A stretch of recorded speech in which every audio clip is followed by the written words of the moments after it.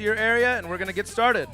And we're gonna get started exactly with Mio Grain.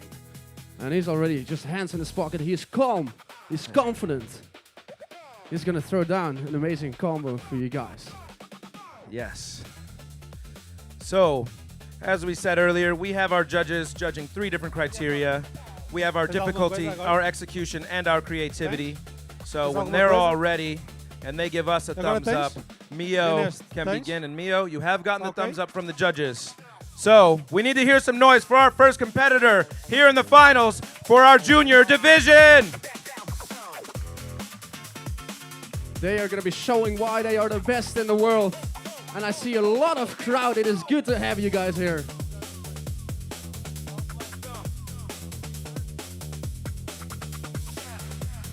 Mio getting into the first bounces, building up the height he needs for his combo. The 5 combo trick he will be going for. Crazy, he immediately got so high in the air.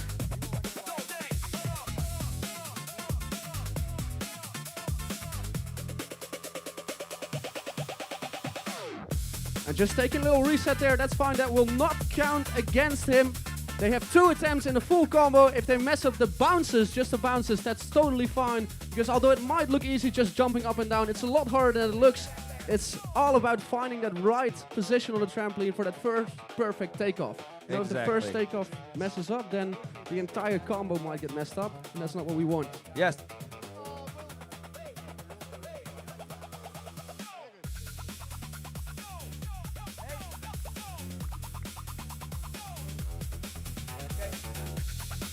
Hi and welcome. Here we are at the Freestyle Trampoline Association World Championship Final. We are coming to you live from beautiful Porto, Portugal. My name is Steve Sommerfeld, and next to me is the legend, the owner, the man who has brought this entire competition to Porto and the whole season of 2026, Greg Rowe. Welcome. Thanks, Steve. Guys, you have tuned in to an amazing show. It's already gotten started because these guys are ahead of schedule. We couldn't make them wait, so we're ready into our juniors. We're super excited. We have the top 10 athletes from the seniors. We have top athletes from the women's and the juniors all battling out in the final round right now. We're super excited, and Mio Grain's getting it started right now with his first jump, so I'm excited, Steve. Yeah, we've already seen, you may have already seen, I'm not sure on the live stream, Mio's first, that was his first go, First actually. combo, yeah. First, they got 2 attempts. He was killing it. This is now his 2nd attempt, and he didn't even have a very short break. He's like, you know what? Let's go. Like, I hope these judges are ready. Well, the stamina is unbelievable because a lot of people don't realize that it's a mental game, but it's a physical game in terms of power, but it's also a stamina game. You have to have good cardio to be able to jump, maintain a level head, literally, while you're doing it. Absolutely. All right, he's just taking a little breath now. He's starting to warm up. The judges have given him the okay. Here we go. This is the 2nd attempt from Mio Grain from Sweden. And the judges are going to be looking for 3 things. The difficulty, how many flips, how many twists, and just overall, how tough was it? The execution, was he in the middle or did he fly off? Was he in control? And then execution as well as the creativity side, which really separates freestyle. How unique is he compared to everyone else? Whoa, here we go. So we started this 2nd attempt looking really good, Greg.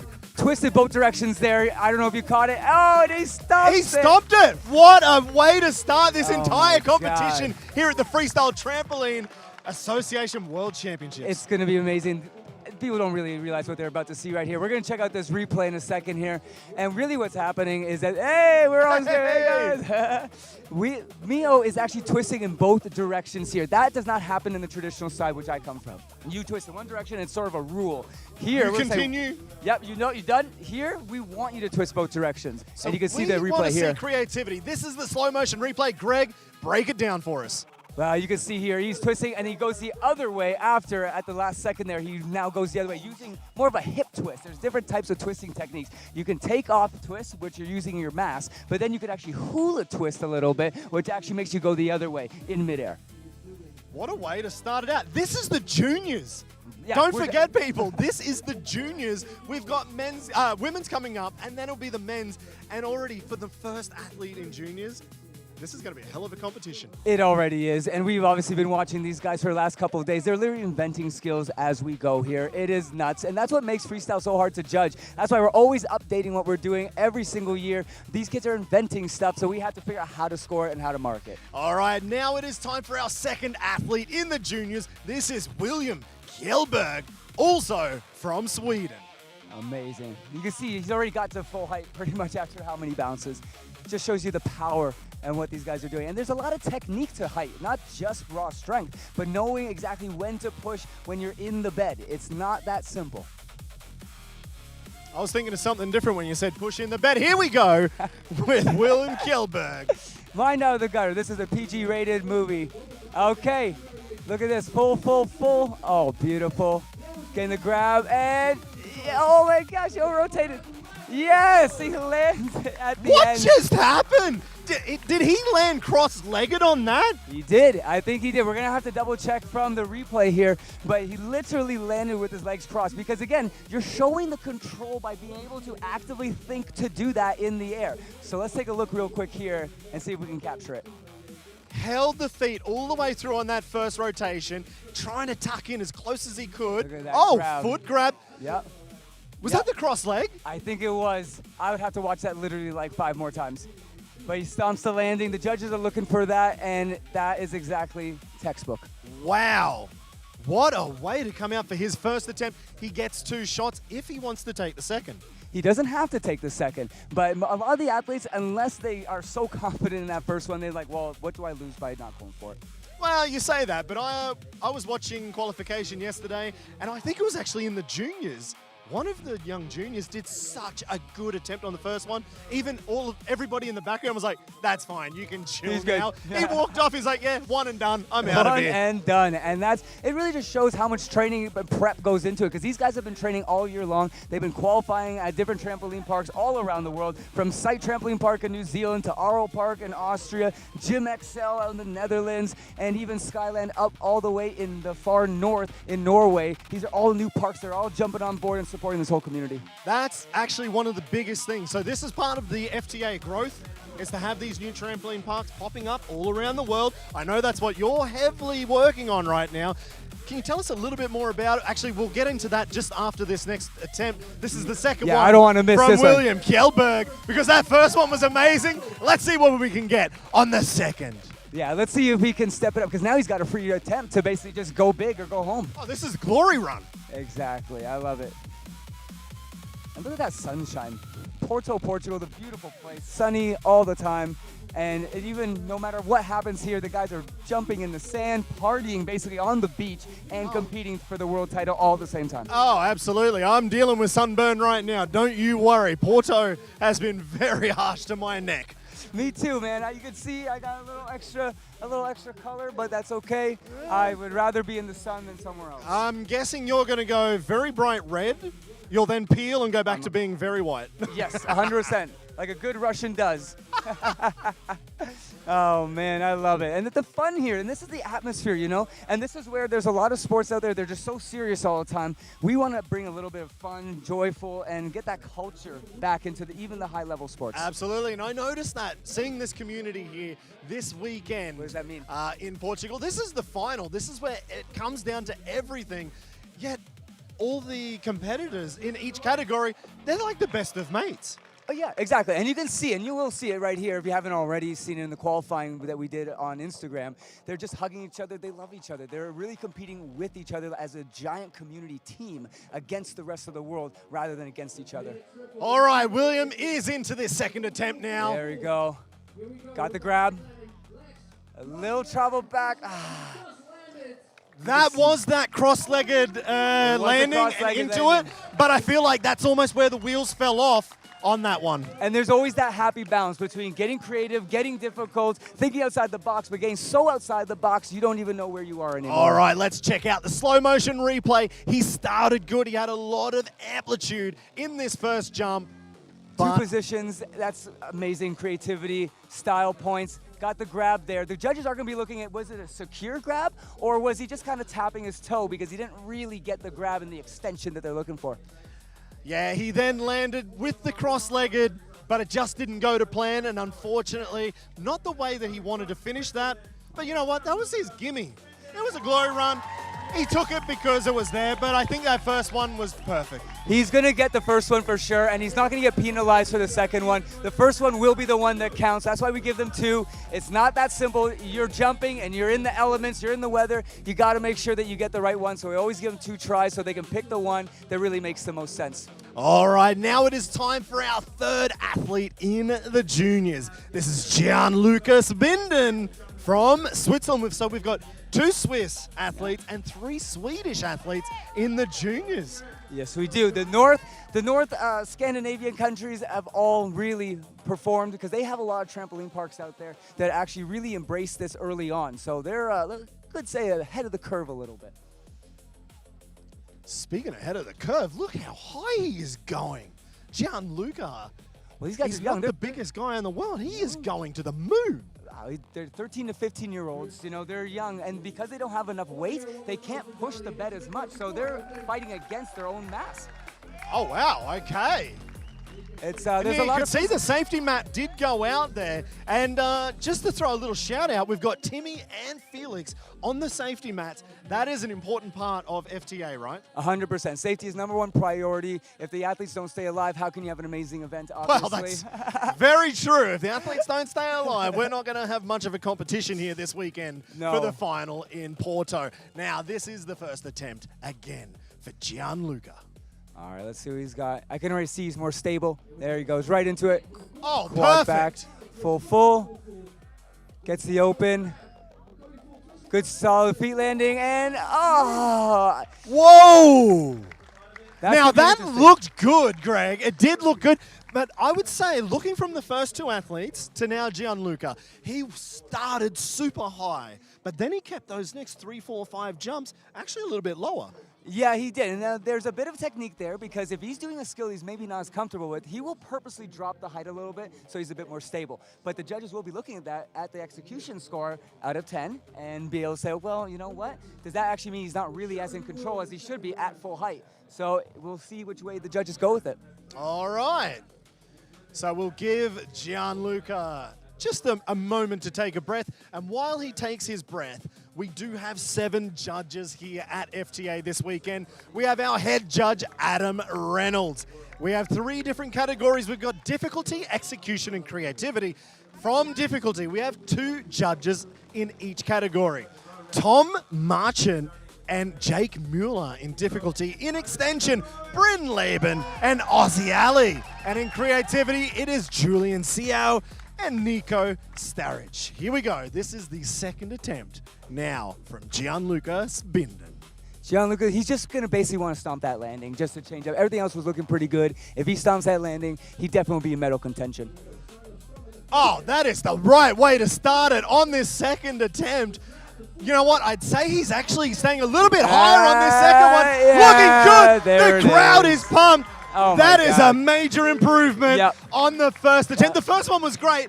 That was amazing. That's exactly what he was looking for, and you can just tell. I'm sure you can hear the crowd right behind us. They were going absolutely nuts. Let's look at this replay, slow it down a little bit so we can go frame by frame. Quad back to stomach, going full, double back, double twist to his back. So he lands on his stomach, he lands on his back, gets the grab here. He's checking all the boxes. Half full, 1.5 twisting, double front flip, and then with the twist at the end with the arms crossed, showing that control. It's absolutely amazing. Greg, I think we need to talk to our audio-visual team here. We need to get that slow-mo done in like 5,000 frames a second. So much was going on. You were like a motor mouse just then trying to get the tricks out as he's spinning. It was so fast. Gianluca, that was a fantastic attempt on the second one. He'll take the second one for sure, and that's exactly what he's getting. And you can just see that, look at these athletes. They're hugging each other. The mat throwers, they're teammates. Because if the mat throwers, Timmy and Felix, aren't literally coordinated with them, if they throw the mat too early, they'll cancel the combo. If they throw it too late, they'll cancel the athlete. So there has to be a perfect timing so they know exactly what they're doing. It's literally like a synchro. Wow, so it's actually working with the safety mat, guys. It's not just them guessing when to throw the mat in. No, 100%. They train this, actually. And before they come here, as part of the FTA's safety protocols, literally, we have them trained. They work with them. That's why we have the same 2 mat throwers all the time. They know what they're doing. They know the athletes. They know where they're going. And they can read the situation long before there's a mistake. There we go. Now, this is our 4th out of 5 athletes in the juniors. This is Yannick Greenbuhl, also from Switzerland. And Yannick is an OG, as they say. He has been around right from the very beginning, so it's a perfect person to finish off this round. And we're going to see who's going to be a medalist. OG, you say, in juniors. I like it. Oh, that was a quad twist. Oh, my Lord. On the feet, half. Oh, my gosh. He is pumped. Now, we couldn't see it exactly from where we are, Greg, but I thought that first jump, I almost thought he landed on the mat on the side. I was kind of thinking the same thing. Let's so check it out in the slow motion replay. Did he hit the mat in the side? Oh, it was so close. Barely missed it. But they are actually trying to go in the corner. They actually have tighter corner springs, as they call it. So what they're actually getting is more bounce. So they do it actually on purpose. Now, that's something that I've just learned this weekend because I noticed everybody in training, they were looking towards the corner. I'm like, yeah, you know what? Especially for the women, I'm like, your hair is getting very close to those springs. I wouldn't want to get caught up. Now you tell me they're looking for the corner. They are. There is a dartboard in that corner, essentially. Just like you have the big X on the Eurotramp 5 square, that's their marker. They have a mental marker in their head of where they want to land right in that corner to get the most power, but be able to actually get bounced back into the middle. It's like a parabola. Whoa, okay, so we're bringing the physics into the Freestyle Trampoline Association World Championship here from Porto, Portugal. We've had a fantastic weekend already, Greg. I love it. It's an amazing atmosphere. Porto is a brand new city for this entire community. First time here in Portugal as a nation as well, and they've embraced the whole community. They saw what we did in other countries before. They said, hey, we want this. Bring these guys here. Bring all of them. Let's go and let's have some fun. That's what I like to see now. We've got Yannick Greenbuhl back for his 2nd attempt. The 4th out of 5 juniors in the final. This is the World Championship final. He's battled to get here this year, and this is his last attempt. It's the last one. Let's see what he can do with it. He's going to basically just try to one-up his score. He's already got that solid landing at the end, so let's see if he can get that execution up.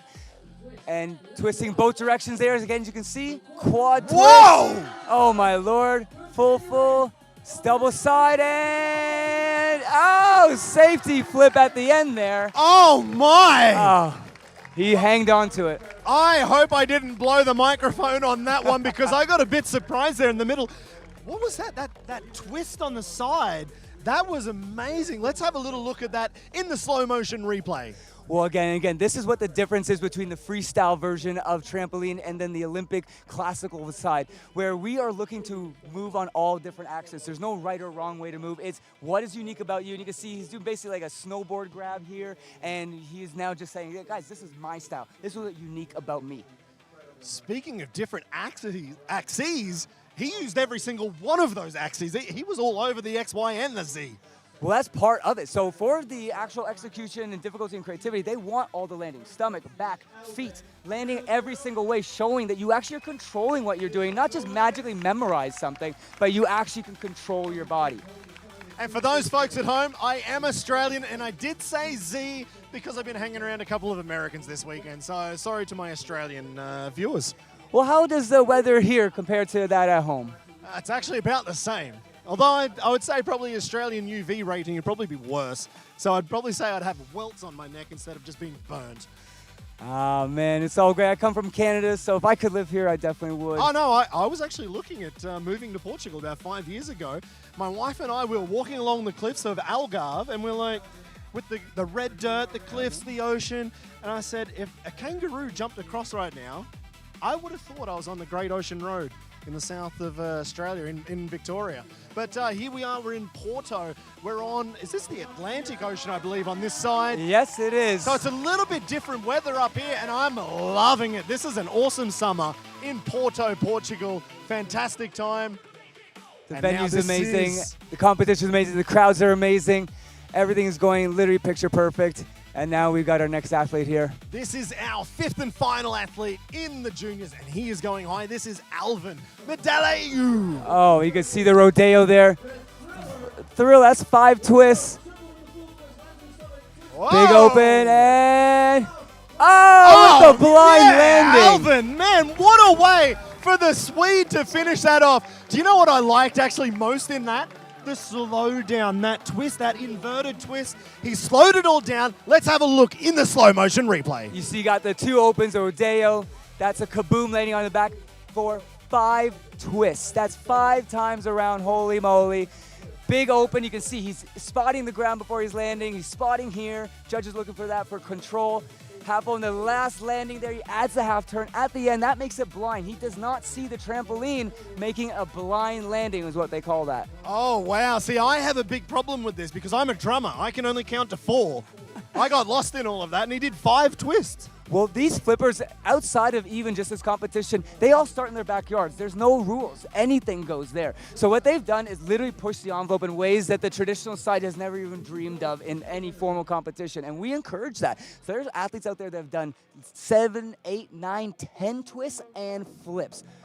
Wow. It's unbelievable. Nuts.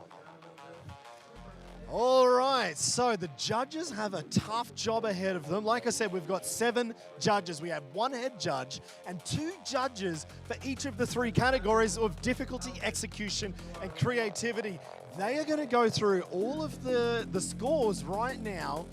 We're not going to tell you who the winners are going to be until the end of the night. We've still got a little bit more competition. We've got women's coming up. We've got the men's final. We've got 5 women, 10 in the men's. It was going to be 8.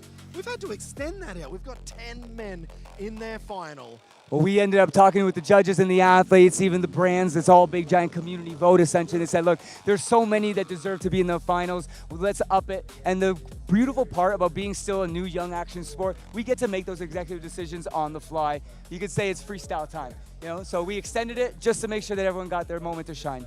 All right, now we've got a little bit of time up our sleeve. No, we don't. I think Alvin's back. He's going to do another one. We were thinking that maybe he was going to. We think he was going to take it, but like I said earlier, these guys have come all the way here from all over the world. Why not take that extra one? They're doing it for the gram, as they say. This is all content for them. Look, he's pumping up to the crowd. I don't even think he's doing it for the gram. He's doing it for the crowd here in Porto because I think he probably could have won it on that first attempt. He's going for the second. This is the glory run. 100%. Well, I'm definitely not jealous of the judges right now.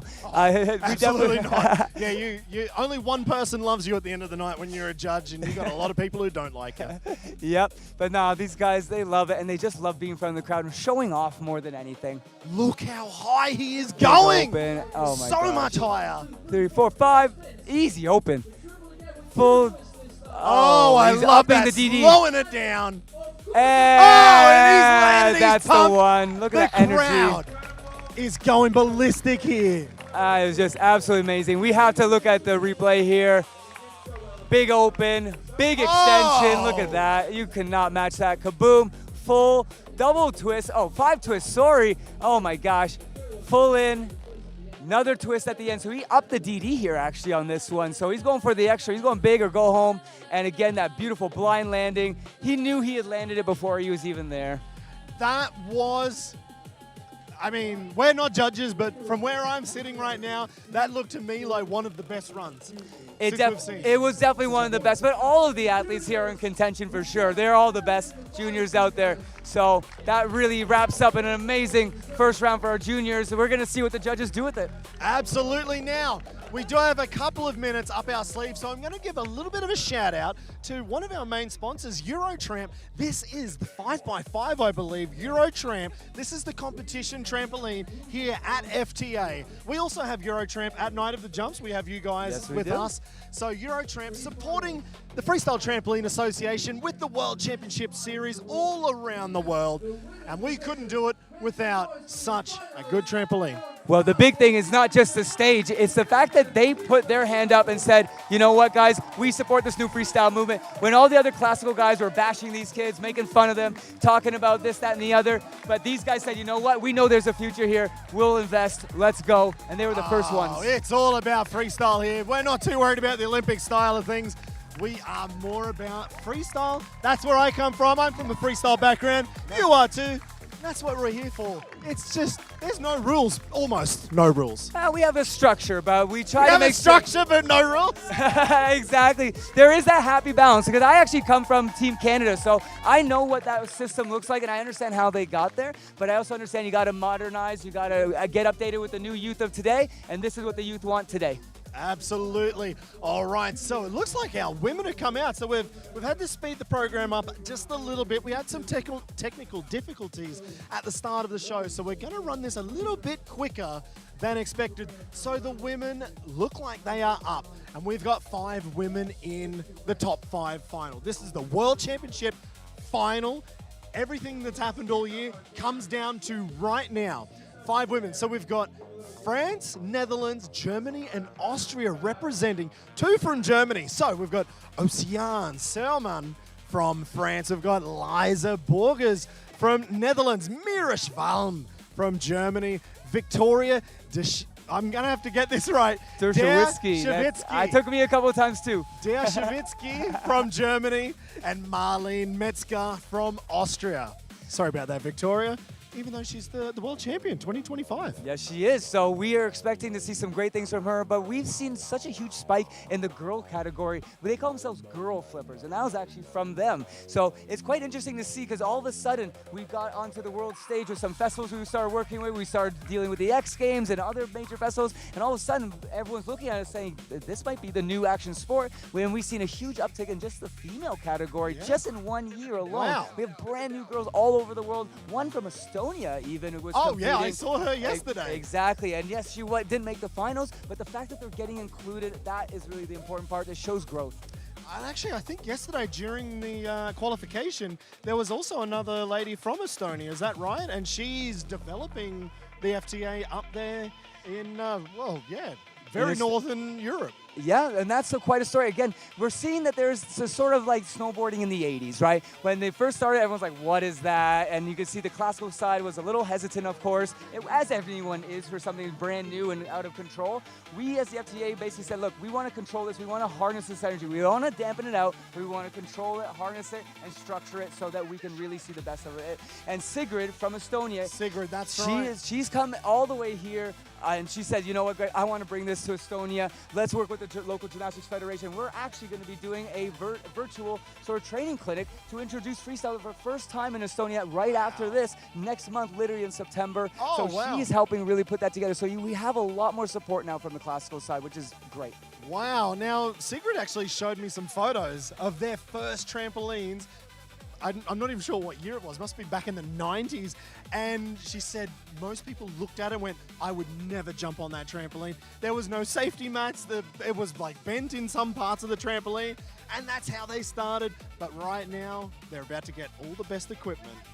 Well, this is the top notch. Like this Eurotramp stage is a one of a kind. It was made specifically for this community to the point where they are testing it out essentially with all the new action sports athletes. We work with Snowboard Germany, Ski Canada, Surf Portugal now is jumping on board saying, hey, we want to get involved now that you guys are coming here and we can train on this trampoline as well. So it's not just a competition equipment, it is for training. So it has multiple uses and modalities and everyone can benefit from it.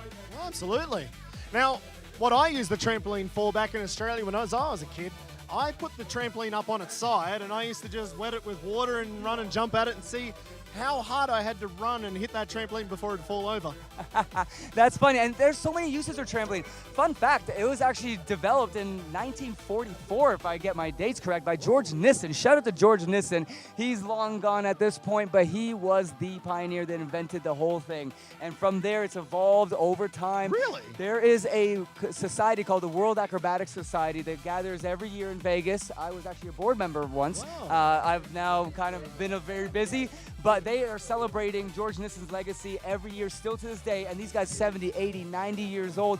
The guys that are inventing the tricks that these guys are building and working off of, they still gather every year, so they're passing the torch to the new generation. Oh man, that's what I love to hear. And if we're talking about 1944, if that was the first trampoline, I would say the trampoline I had in Australia was made in 1945. Well, and this is a big difference because a lot of people don't realize that the backyard trampoline that they jump on, that is more of a toy. It's made completely different. This is specialized high-level training equipment for the best of the best. Whether you're an Olympic snowboarder, surfer, or anybody of these athletes, it is a different type of equipment. But what you're jumping on at home, though, has actually been stimulated because of what these guys are developing here. All right, guys, so it looks like we're going to take a quick little short break here now that we've educated you guys a little bit on a bit of the history of the sport. But we're going to be right back in just a few minutes after a message from some of our partners. Yo!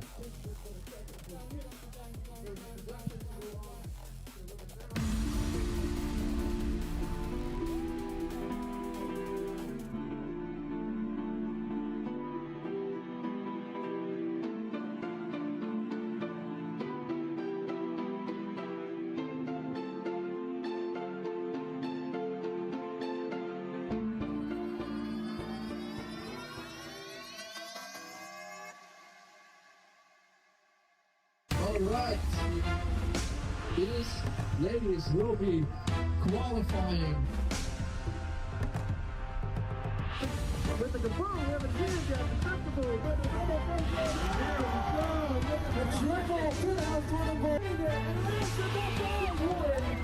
The triple flashing, the Cody Pool, double cycle start, and the Cody Pool. Oh, there we go. The pool in. There we go, the Coca-Cola deal. And 1, 2.5, 3, 2.5, 5 ladder, yeah, he seems happy with that.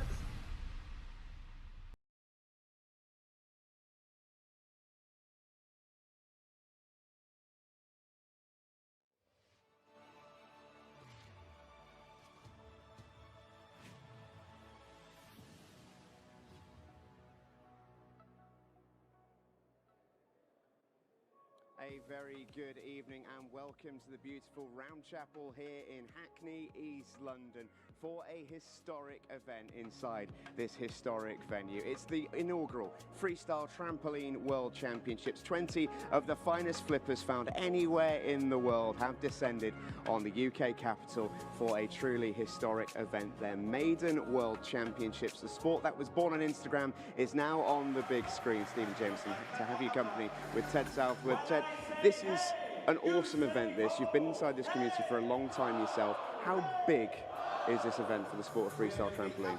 Well, Steve, it's just monumental, honestly. We've never experienced anything like this. We've had small-scale tournaments in the past, but nothing to this scale, with the immensity of the Round Chapel and the lighting and just the feeling of having an atmosphere in here as well is going to be unreal, unreal. For those who've never seen freestyle trampoline before, what can we look out for? What can we look forward to? Because, I mean, we've been watching the guys warm up for the last few hours, and it's insanity what they're able to produce. It really is, and it's sort of quite a big contrast from the traditional world of trampolining that you'll be used to seeing at the Olympics and everything.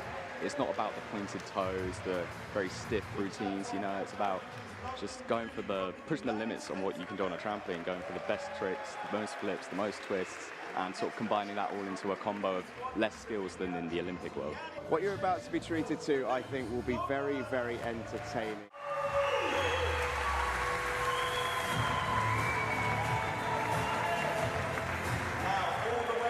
Really good crowd inside the Round Chapel. They're making plenty of noise, lots of friends and family in. It's the big day for plenty of these athletes. This has been a fight for the last half of a decade. These guys started on Instagram in their backyards with no support, no awareness, nothing but their own intuition and skills, and now they're here making history in London. We started with traditional Olympic trampoline. Their first World Championships was in 1964 in London. That is why we picked this iconic location. Can we please give it up for the City of London and its amazing venue? There's nothing else like it in the world. Well, here we go, our first young man is out. This is Knut Numelon of Norway, 17 years of age. Only started back in 2015. His mum and dad are here tonight. Means a lot to Knut. We've got 5 judges.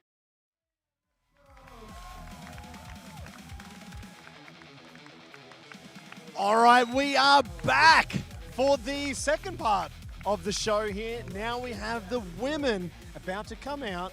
This is their final. We've got our 5 athletes. Like I said before, we've got France, Netherlands, Germany, and Austria representing, with Oceane Sermon from France, Liza Borgers from Netherlands. We've got Mira Schwalm from Germany, Victoria Dershevitsky from Germany, and Marlene Metzger from Austria. Now, this will be Oceane Sermon from France to open it up.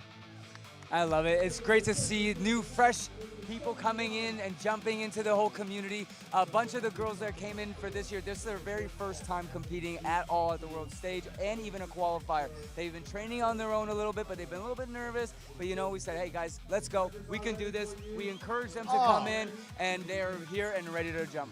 I think probably when they got here to Porto and then seeing everybody around like cheering them on, I think the nerves probably disappeared very quickly. Yeah, it depends. If you're a natural competitor, it will disappear and you'll get hyped for it. But some of them, it gets a little bit nerve-wracking. But here we go.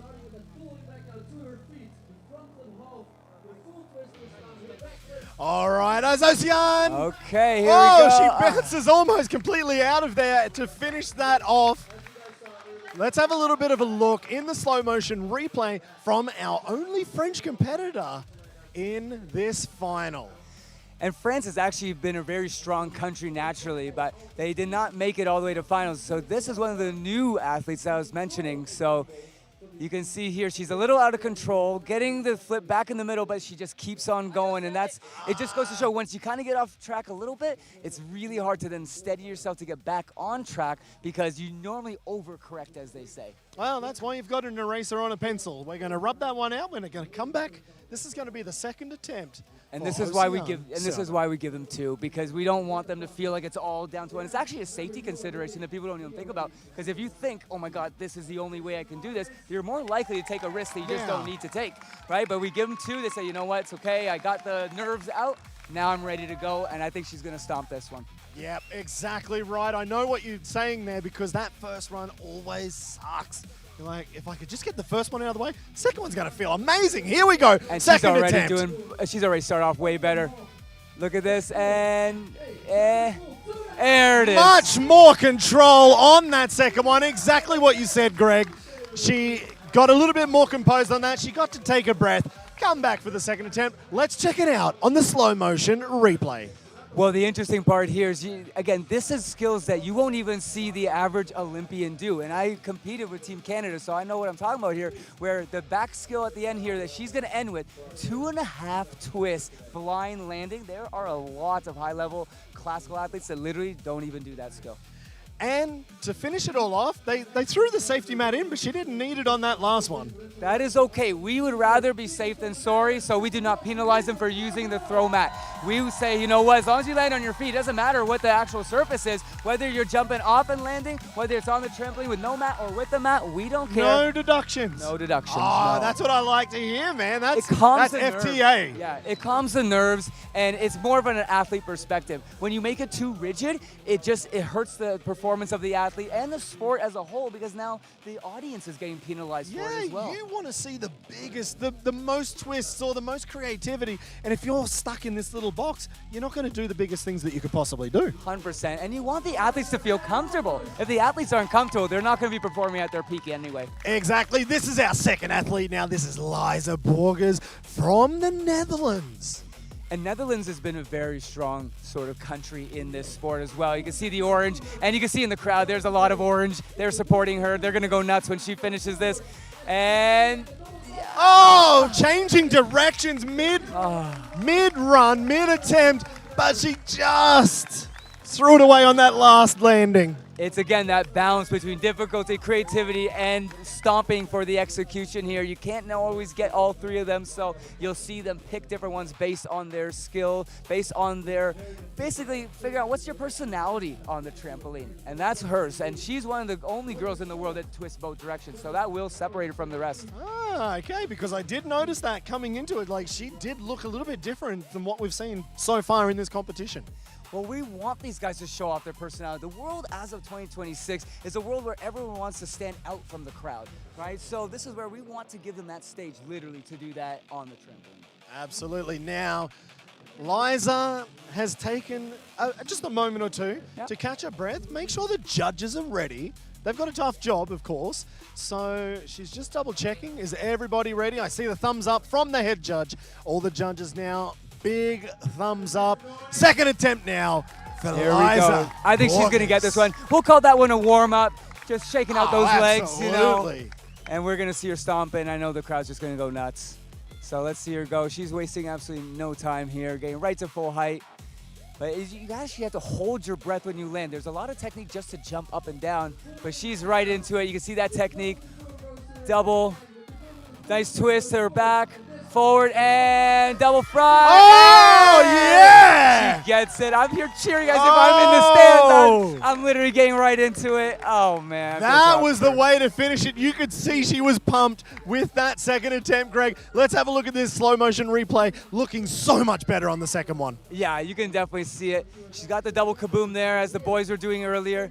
Full twist. Going forward, again, she's going to be looking at changing it up for the judges, and that blind landing again we're seeing, because she cannot see anything when her knees are literally in front of her face when she's about to land. She literally magically in her brain has to know, you know, based on my takeoff, based on my speed, based on all these feelings, this is what I'm doing. I'm going to stomp it. Man, talking about being blind and your knees in front of your face, that's why I got this chip in my front tooth. That was my face on my knees. Oh, anyway, man. We've got our third athlete in the women's. This is Mira Schwalm from Germany. Here we go. And fun fact is that Eurotramp, the stage provider here, is also a German brand, actually. So we're going to see if they can represent. Jawohl, here we go. The Germans in the house. We've got two Germans in this final. Oh, she is loving that final. Check out that smile when she bounced. Talking about the traditional, the classical, and the freestyle. I would imagine if you've got that classical background, you're probably going to be training way more, because that's the life you grew up in. If you're going towards like the Olympics, like that's your direction before you go freestyle. Because I'm a freestyle kind of guy, and if I wake up on the wrong side of the bed in the morning, I don't ride my bike. And I guess that could be the way for the freestylers, but I'm guessing for the classical, they're like, you know what? Even if I don't feel that great, I'm still going out there, I'm smashing it no matter what. Well, and there it comes with the pros and cons, and I do want to dig into that a little bit more, Steve. But first, let's take a look at her second run here. Oh, she changed it up. There's that freestyle, no diamond tuck with the Barani. Back full and stomps it. Oh! Yeah, there we go. Finishes almost completely different attempt on that second one. For me personally, that's what I would like to see, because we've already seen the first attempt. Let's check out the second one on the slow motion replay. So she did a lot of the same skills. She did change up the position there, so she will get those marks and creativity from the judges. She does the back full here. She over-rotates to her back. Nice, simple double kaboom. Taking the land. You can see she adds a little quarter twist at the end, and that is, again, a blind landing because she's adding at the end. So she's going for those extra few marks there from the difficulty judges. We'll see if they give it to her. I would say she got probably an extra few marks, because that time she did that last little twist. And when she just did the fist pump, she was looking directly at the judges. She's like, this one's for you guys. All right, this is our fourth athlete out of 5 in the women's and our 2025 world champion. This is Victoria Dershevitsky. And she definitely is comfortable in the trampoline. She knows what she's doing. She knows what she's going for. And she has a unique style about her. You see the kick out with the triple. Full, double back to her feet. Oh! Can I give like 5 extra bonus points for landing perfectly on her stomach? Like, I don't think you could have done that better for going for belly flop on the side. Well, again, and you can tell Timmy, the mat thrower here, getting underneath her, making sure she's safe. Right. Perfect execution on his part. But she also knew really early on, this isn't going to work. She knew it. I'm going to bail, and I'm just going to say it's okay because she can take another run. So she's warmed up, ready to go. And this is really separates the athletes from one level to another, because they know, I got another one, I'll take it. Some junior athletes are just like, they're so panicky that they'll just go for it. So you can see a seasoned veteran in competing, and that itself is a skill. Absolutely. So I'm going to say, for me personally, 5 bonus points for the belly flop perfect, and an extra 5 bonus points to the safety mat for throwing it in perfectly. I think so, 100%, you know. And we actually give awards to the mat throwers at the end. Oh, there we go. We want to celebrate their effort here. They've been literally for the last 3 days throwing the mats nonstop for all the trainings, 119 athletes for over 8 hours a day, and they are just there nonstop. Is that why their biceps are so big? Because they've been throwing those safety mats all weekend? Well, all they right. got here. They had no muscles, and now look at them. Here we go. Second attempt now for our 2025 World Champion. All right, so you can see that she's got to get that right bounce. So she's purposely lowering a little bit. She's not going to lose any marks here. She's just said, you know what? Not ready, guys. I want to be ready. I want to be mentally on point. Then I will start my combo. So we do not penalize her landing like that. As long as she doesn't start the combo and doing flips and all these kind of things and then stop, as long as she doesn't do any of that, we will let her start again fresh with no penalization. Now, I've been watching Victoria since I got here. She was actually the first athlete jumping when I arrived. And she was looking so different, actually. Very, very different in her style compared to everybody else out there. Now, as we just watched that first little warm-up, she kind of drifted forward and back. She pulled out, but like you say, this is the seasoned veteran. She knew when to stop, but now it's time to send it. Second attempt. It's already looking a million times better. She's got to get that set up. Yes. Oh, early yeah. duck. Oh, I love that There final it is. twist. I thought for a second she wasn't going to get the duck under. I was like, my heart was literally in my throat for a second.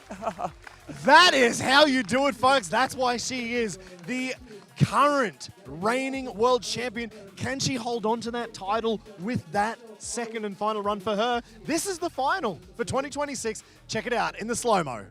It is absolutely impressive to see where she's coming, because again, we've known these guys ever since they were kids, you know, and now they're growing into young adults, young entrepreneurs with their own businesses, and they're out there doing what they do, and we've been able to see them grow up over the years. When we started the sport back in 2017, believe it or not, was the first time the FTA hosted any kind of competition, and now we are here just under a decade later on the world stage. It's amazing.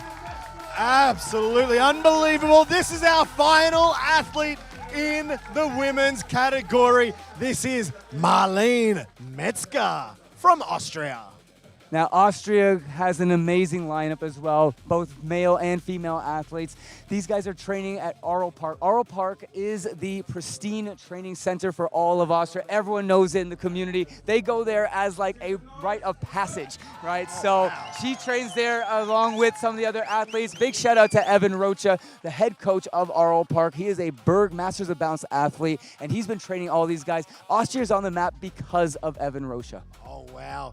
Now, this is the first attempt. She's got 2 attempts. She is the final in the ladies category for 2026. Let's see what she's going to do here. You can see she's focused. She is not taking her eyes off the middle of the trampoline. Again, the visualization of everything that they're doing in their mind, but also physically, really makes a difference. Triple back, big open, big style points there. Ooh, the grab. Oh, yeah. Another grab. And, out of there. Oh, my gosh. She threw in 2 grabs in the middle of that, 2 different grabs, I think, but then just ejected stage left. Yeah, 100%. We got to look at this a little bit slower just to make sure our brains can keep up with what's going on. Triple back, lands on her back, big open there. Going to get the style points that we're looking for. Big open grab there early. Gets the second grab. Not the extension that the judge is looking for, but she's going for that 2.5. Undoes it and does the safety flip, flips out of it. We don't penalize that, but she wasn't able to stay on her feet, so she will get lost marks there from the judges because she wasn't able to stay up. And now, I thought, looking at that, it looked like she was coming down fine for the safety, but then she just spun out sideways. What do you think happened? Well, the mats there, we keep them soft and very slippery on purpose so they can be slid onto the trampoline very easy, but that has a double effect. It means that when you land, even if you're almost there, you could slide right out, and I think it's actually the mat that get her to lost the actual landing there. So if she can land a little bit more right up on the second one, I think she has it in her, then she'll be able to be Like fine. you say, we've already seen a couple of, in the juniors, a couple of guys, and I think even somebody in the women's already. They had that first run, the first warm-up. Let's call it a warm-up. And then they come out, smash it on the second. This is the final for Marlene Metzger from Austria. Yeah, it's going to be amazing. She's going to stomp this one. I have literally no doubt about it. And I know that then the crowd is going to go absolutely nuts. And that's just the whole point here. Again, these guys are competing with each other for the community. They're here on stage trying to present themselves to the world, to the nation of Portugal. And they're doing absolutely amazing. Whether she lands it or not, everyone's absolutely having an amazing time. That's all that counts. All right, so she's just focusing right now, getting herself centered. And she starts it. Here we go for the first one. So close to that edge, going towards the edge. Like you said earlier, looking for those tighter springs. And yeah, there she that's goes. the way That's what I to was looking finish for. it. Yeah, she got it.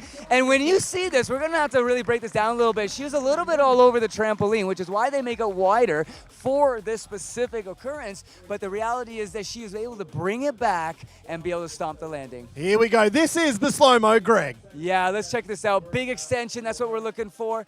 A little bit chest down, so that drove her forward because her mass is already going there. But she adjusted on the fly. That's what freestyle is all about. And was able to do the 2.5 backwards twist, blind landing again, getting those difficulty points and the creativity all at once.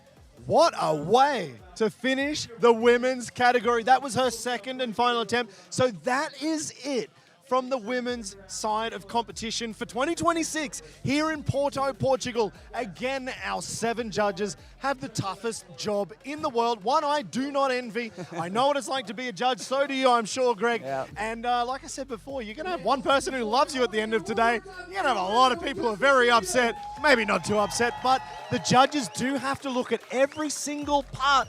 And everything is happening so fast. That's why we've got 2 judges in each category to try and keep their eye on it. So we're going to go to a very quick break. Don't go too far. We'll only have about 2 or 3 minutes. Yep. Go grab yourself a drink. Come back very shortly. We'll see you soon for the men's final 10 athletes. See you soon, Greg. Let's do it.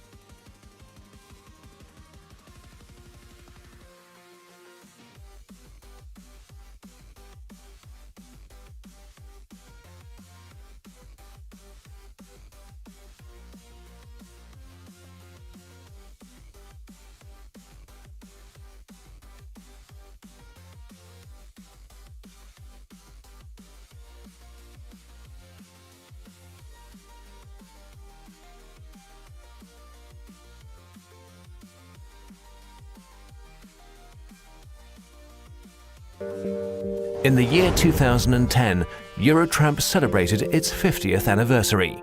Originally founded in a garage, Eurotramp has progressed to become the most sought-after trampoline equipment in the world.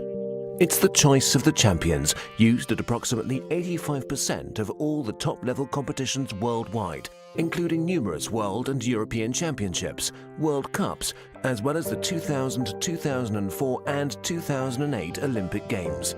Eurotramp is also the choice of a vast number of national competitions in countries throughout the world, being the choice for training of most national teams. Trampoline City. That's how I call my hometown. Because we produce everything on our own. Eurotramp is a product made in Germany. In 1960, my grandparents founded this wonderful company. And today, we are the world-leading company for high professional trampoline equipment. Eurotramp's range of trampoline products extends beyond the competitive field to include a wide range of equipment for the leisure industry, including trampoline parks and ground trampolines, schools, special needs and rehabilitation.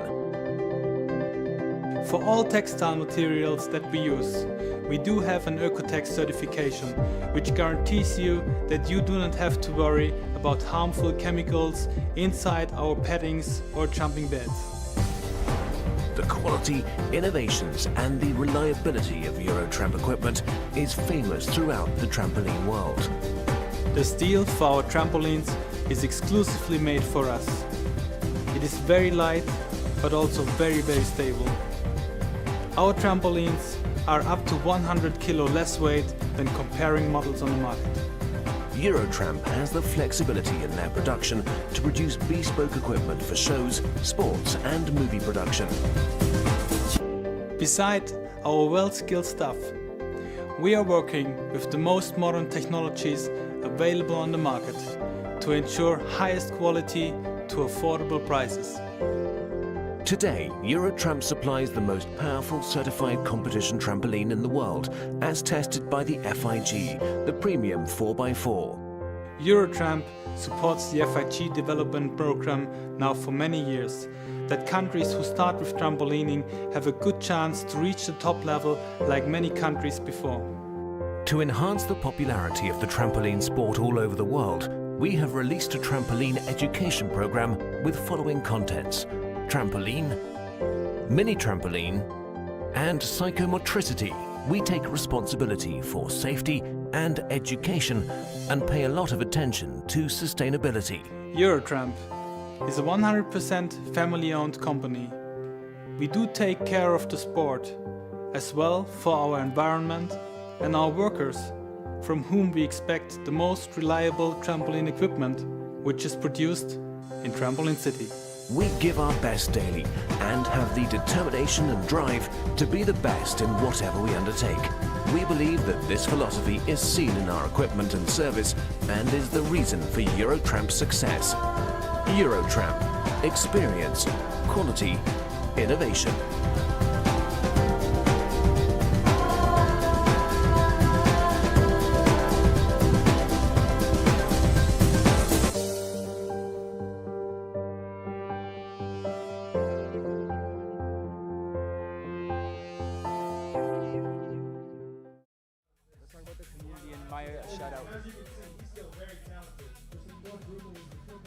Yeah, the drink bowl. Oh, yeah.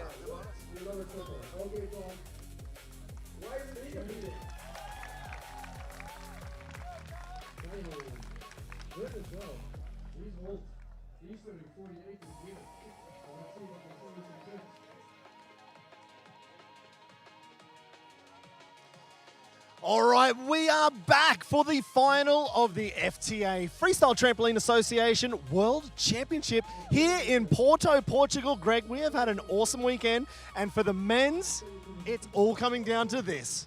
This is it. The men's, we have a lot of men obviously out there. So we had the qualifying rounds early. We had the semifinals earlier today, and now they're going to battle out one more time. The top 10 out of all of those athletes are going to battle out one more time. This is the final round of the FTA World Champs 2026 live here in Porto right now. Steve, thank you for joining me. It's been an amazing time. It has been great, and actually we're going to throw a little shout out because we wouldn't be able to do this live stream without one of our major sponsors who has probably saved you, I don't know, about 10,000 American dollars in uploading fees. You probably uploaded about, what, a terabyte of video so far? So Maya eSIM. Grab yourselves a Maya eSIM. We've got discounts. Check out FTA for the discounts on that, but fantastic product.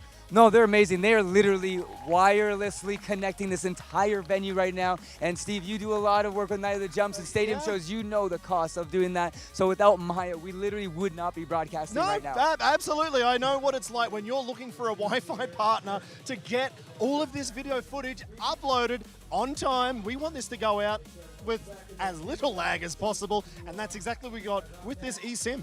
Yeah, it's amazing. I've been running around the venue literally for the last week, getting videos, getting footage, and all that, and I've been able to do it instantly on my phone, no hassle, no fuss, no muss, and it's been thanks to Maya. So we're really excited to work with them. You know what? Greg can even do it on this phone. How old is this thing? Dude, it's got to be at least 10 years old, but you know what? It's good for me. I'm an old soul at heart, as they say, so you know what? It gets the job done, but we have an amazing team around here. There are so many people behind the scenes that are making this event happen. They might just see us and see the athletes, but the reality, we have an entire media team back here. FMV Live has been making sure that we are here and getting the job done and getting the sport out to the entire world.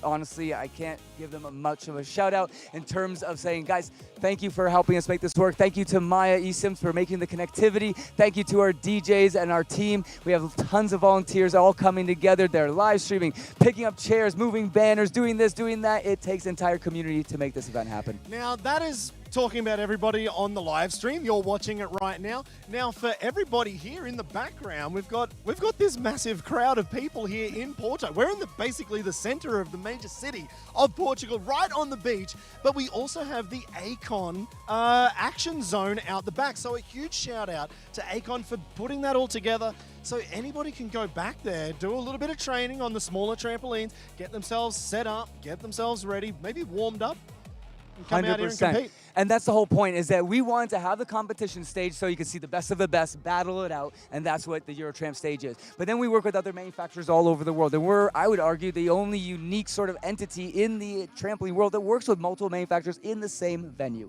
So we have the Acon Action Zone out there so that the public, all sponsored by Porto, the city is backing this 100%, and they're coming in and saying, guys, jump around, try it out, and maybe one day you can be a world champion too. Yeah, and again, a huge shout out to Porto here in Portugal for doing this. We wouldn't be here if it was not for the city of Porto actually getting really behind this event. This staging behind us, this is sitting here all summer long. So we've got all sorts of events here. So come on down to Porto, Portugal. We've got volleyball here. We've seen all sorts of different sports all along this beach front. So Porto putting together this amazing event here with FTA.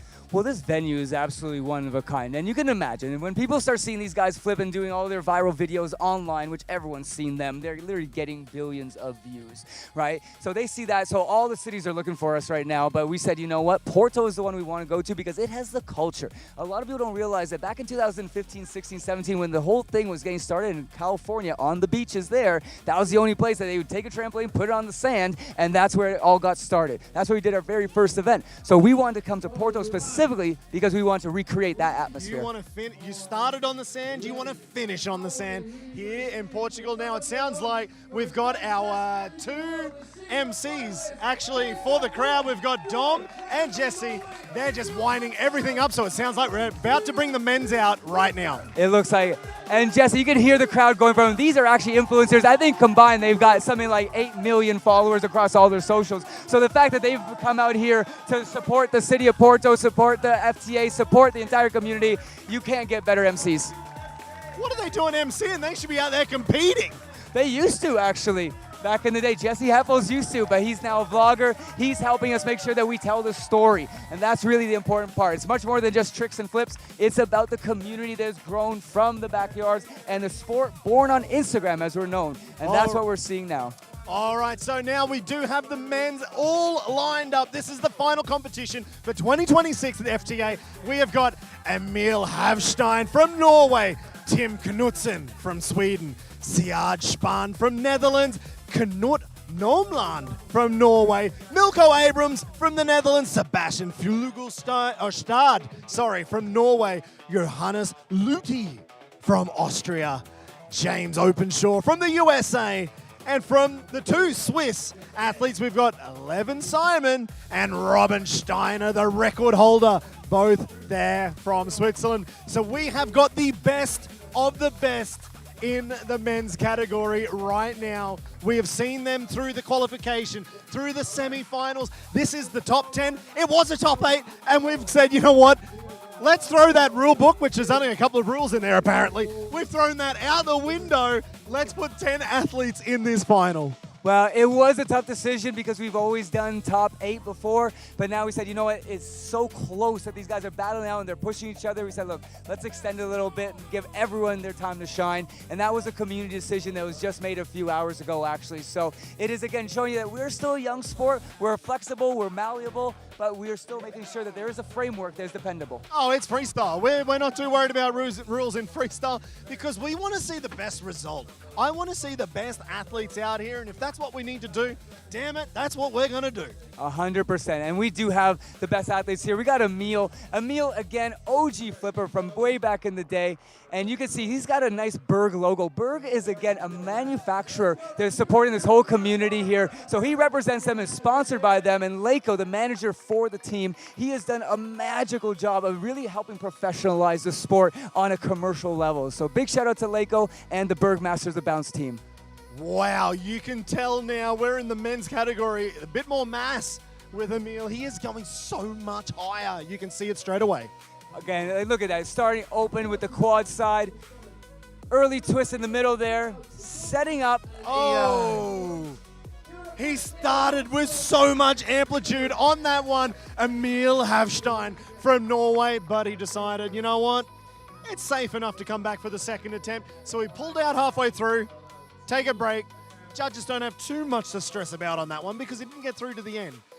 And then he'll come back for a second attempt. He definitely will take that second attempt. Again, call it a warm-up. Call it just getting into the vibe. The environment around you when you're jumping is a lot more important than people realize. It's not just, oh, I can just do it anywhere. You got to be in the mind state. So he's probably using that to get into the mind state. You can see he's right there with Leiko right now, getting a little prep, getting a water. Leiko's been really looking after these guys and really professionalizing as a team, which is great because we want to see more manufacturers do that. So he's really leading the charge there, and you can see it definitely paying off. Absolutely. Now, speaking of getting into it, they went through yesterday, actually probably this whole week, we had so much wind. So as going as high as he was just then, all week, he's been competing against this headwind. And today, there's no wind. Like, the wind's completely dropped off. He's probably up there, what, 5 meters, 7 meters high above the mat? And now there's no wind, so that's going to completely change how it feels. 100%, and all it takes is one little wobble, one little bounce, one little flex muscle that maybe has a little twitch, and it just throws off the whole thing. And it looks like that's kind of what happened because Emil's a stronger better. He's been from the very beginning, back in 2018, I think, is his first competition. So he knows what he's doing, so that means he's taking his break. He's like, okay, I'm ready to go. He's going to be smart about it, and we're going to see something big here. And you can see he's swiping his nose. He's getting into the groove here. So you will hold his breath. He will be moving his legs to balance. So he's not wiggling his legs just because it's fun. He's doing it because he's trying to keep the center of mass in a specific position. And by strengthening one leg, bending the other, moving an arm, those little things that might only move you 1 or 2 millimeters, like the wind, it plays a big difference. Yeah, I didn't think he was wiggling his leg out there for fun. That looked like he was definitely trying to make sure he was trying to keep that rocket ship in the right direction. Wow, it is. And the Eurotramp stage is absolutely monstrous because, so the Olympic side, they train on a different form trampoline. It's a rectangle. It's a more of a longer and narrower trampoline, so they always go forward and backwards. These guys are on a square, so they are trying to go in all different directions, this way, that way, forward, back. We don't want to limit them. We want them to feel free to create their own style.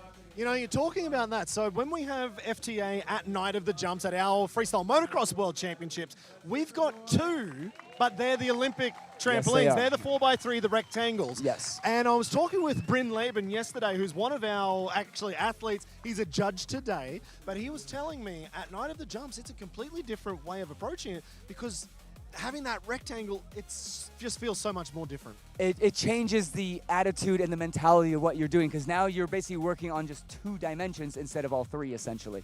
All right, here we go. This is now the second attempt. He's getting into it. Oh, my. Opening it up, looking so much better. Did he get that? Oh, my God. I can't believe it. And oh, my God. We're going to have to slow that down because I think he tried to sneak in a full twist where I didn't think he was going to. I could see you got dumbfounded halfway through that. What? Let's check it out now on the slow motion. I hope this goes a lot slower, Greg. Quad side there to the stomach. full down, and then he sneaks this, trying to get that full turn at the end. I don't think he quite got it, so you made a bit of an adjustment. You can see here, setting up, big early open there, and now he's going to go for that blind landing that we saw the juniors and some of the women go for. Again, getting those creativity points. Now, we got to see that on the slow motion replay. Do you think the judges could have noticed that little half turn as he tried to sneak it in? Oh, of course, yeah. The judges are trained. They actually specifically go through a certification. This made by Adam, our head judge, who actually comes from the classical side himself. He was one of our early supporters right from the get-go when everyone else was saying all this other sort of stuff. He was the one that said, no, I get it. And he helped us create the system. He helped us work with it, develop it, and then train the others. All right, we have our second of 10 athletes in the men's category. This is Tim Knutsen from Sweden. Tim, again, another OG lined up here.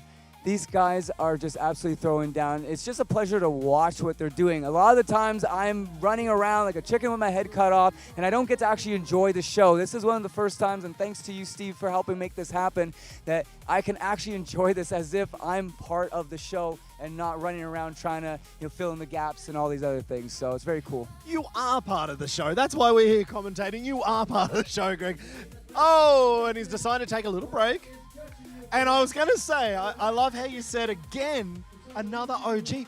Tim doesn't look like he's that far out of the juniors. He looks quite young. They all look a little young to me because I feel like I'm getting older. We are old guys. Yeah, exactly. So I'm retired, and these guys, they are now literally spearheading the new generation. But they have been around. A lot of the guys that we know, they were 8, 9 years old when we first met them. So they're still relatively young compared to us old guys. But for them, they have been around from the very beginning. Yeah, look, you can see he's actually really taken a little bit of time right now trying to get that focus. You can see it on his face and his body position. I would say he probably wants to get this first attempt out of the way. 100%. I think looking at this, it probably looks like he's probably the most focused out of anyone we've seen all day. I imagine he's either going to smash this one or he's going to say, I think I need the second. 100%, and I think it's that first one. If you set the tone and you get your first one out of the way and you stomp and you know, okay, at least I'm on the board, then you basically get a free attempt to one-up yourself without any real consequences. So that first one is more important in many ways than the second one. Yeah, you can see him just shaking his head a little bit. He was getting so close to that edge, and then it bounced him. Like you said, it's kind of this counterlever. It just bounced him back into the middle. He's taking a little bit of a break. There's no deductions. The judges, they can't judge anything right now. Like, judges, you're out of action. Exactly. Nothing's happened yet, so we don't want to penalize them. Again, if you penalize them for not going, then all you're doing is pushing them into a dangerous situation, which you do not want. Yeah, and then they're not going to be into it. Like, if they're going to get penalized for every little thing, they're going to lose their motivation. Now, right now, you can see him. Tim's definitely taking his time, probably putting a little bit of pressure on himself. That's part of the sport. Well, it is the part of the sport. He wants to win. That's what we're here for. 100%. And competing is also part of the sport. A lot of people don't talk about it. They talk about skill progressions and development and all these kind of things. But being an athlete and being able to throw it down when it matters, that matters a lot as well. Oh, my. Can you hear this crowd right now behind us? Oh, my God. They are behind Tim so much. They want to see this Swede send it for 100%. the final. Again, Sweden and Tim specifically is a fan favorite. I know all of his friends and family are at home rooting him on. All right, it looks like we've got... He's going to take a little break, and we're going to swatch it up a little bit. This does happen from time to time, where Seard is now going to go, and because we want to really make sure that the athletes are ready to go, we're not going to pressure them. We're going to give them a moment to mentally stabilize himself. Seard's ready to go. We're going to keep the show going for the crowd, but we're going to still make sure that we don't sacrifice the safety of our competitors. We can always bring them back in a little bit. This is Seard Spahn from the Netherlands, and he is about to send it. Oh my, getting right into the action. This is an insane attempt for his first one in the men's final, 2026. What a way to do it. This crowd is going bananas. I can't hear you, Steve. The crowd is going blitz. Look at Holland is all over this. Holy moly. Oh, let's check that out on the slow motion replay. Untwisted, 4 twists. Full one way, triple twist the other way. That you'll never see anywhere else. Oh my God. my brain is just going bonkers. Oh, my brain melted a long time ago, Greg. What And a he way knew to it. finish it off. He is pumped. The crowd went bananas. Oh my gosh. From what we've seen so far, I would almost just say one and done. That would put a bigger full stop to the judges if you just went, you know what, I'm out of here. But I think it would be the smart play to go again. Well, we'll see if he decides to, because it's not always required to go for the second one, because if you think you've literally done your max, then you also are potentially taking an injury on the course, because if you get hurt now doing the second one, there's other events that are happening with other brands and other athletes. Berg Record Breakers is coming up right after that's this. next week or That's something. literally next week. So that is a big event as well, where these guys have a different format, different competition from the Berg Master of the Bounce team. Their headquarters at Berg Toys up in the Netherlands. Well, Seer- he's Dutch, so he's He's got to Dutch. be there. He's going to be there for sure. So there is, again, that mental strategy game saying, well, you know what? If I think I've already hit the limit here and it can't possibly get much better, which I can't see how it would, really, then you know what? Maybe I want to just tone it down a little bit, save myself for the next event. You do say that, Greg, but it looks a lot to me like he's about to go for that second attempt. It is all in for the 2026 World Championship. He wants to win. They all want to win, and I would have thought from that first attempt, that's at least on the podium for me right now. Well, 100%. And yes, there are other events all over the community, the parkour community. They do cliff diving events. They do cliff jumping events. They do strength events. They do lots of different stuff all over the world. So, but this is the World Championships. This is the only one of its kind. So why not go big? You know, it makes a lot of sense. Go big or go home from the Netherlands. Siad Spahn. All right, and now he's got almost a free attempt, and I want to see if he adds something new into it. So, oh my gosh, I'm actually super excited. It's crazy. I never got this excited about the competitions I went to, and I can see the crowd there. They don't know what's happening. That is the trick. Oh, he made it as cleaner. He's still going. That's freestyle. He's adjusting. Let's see. Oh, he's not done. Yeah. You know what? That first attempt, that was the big one. That could be the podium, at least, from that first attempt. The second one, you know what? It was a glory run. Throw it away. It doesn't matter. He's coming, or he's leaving here safe and sound, and he's going to be off to Berg. The Record big one. Breakers is coming up Record as Breakers. well. A different format entirely, and it's more of an exclusive event. But again, he's going to be out there, so look, stay tuned to him. Follow him on Instagram. All these guys who literally were born on Instagram. They post videos all the time. So make sure you guys check these guys out. All their tags are going to be there, and you'll be able to follow along with their personal careers as well. These guys are developing what they're doing as independent athletes, not some big managerial company that forces them what to do. They are independent athletes, and that's the beauty of what they're doing here. Now, I was talking to one of the FTA athletes yesterday. We did a quick interview, and they said they actually got into freestyle trampoline just from watching social media. Like, one of their Instagram stars, like, that looks cool. I want to try out the trampoline. That's why they're here. I couldn't believe it. Literally what happens, they see a crazy video like this online, and they're going to be posting it pronto for sure. And it goes through the FTA Content Creator Program, so we actually can license that content straight to media networks automatically through custom-made tech.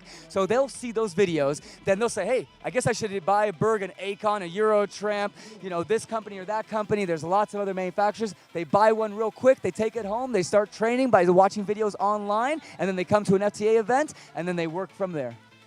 Now, you talk about that content creator program. Is that just for the athletes here, or can other athletes join? Anyone in the world can join. It's free to join. We're trying to make a way for these athletes to monetize what they're doing. Oh! And you can see here, this content is just gold.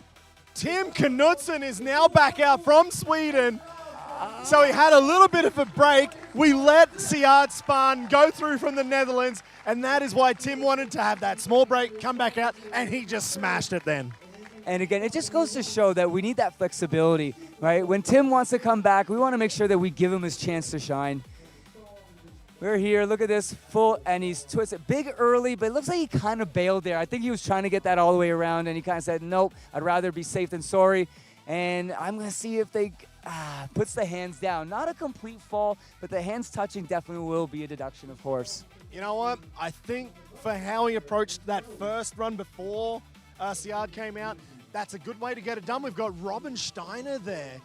Another Berg I believe athlete. Current world champion or former world champion? Former world champion. Former world champion, 2023 maybe. Exactly, yes. And, sorry, 2024, I believe. And then Evan, again, another Berg athlete, was last year's world champion here. He's sadly a little bit injured in his hip, so we'll see what he can do. But they're, again, you can see they're mentoring each other, right? So these athletes, they're working together. They're not even competing against each other in that way. Yeah, Robin is a former world champion. He will be our final athlete. They're competing right now, and he's out here just cheering him on. Like, come on, man. That's You've what got I love this. about Let's this. do it. That's what separates this community from others. I see a lot of sports, and they're very, okay, I have to win.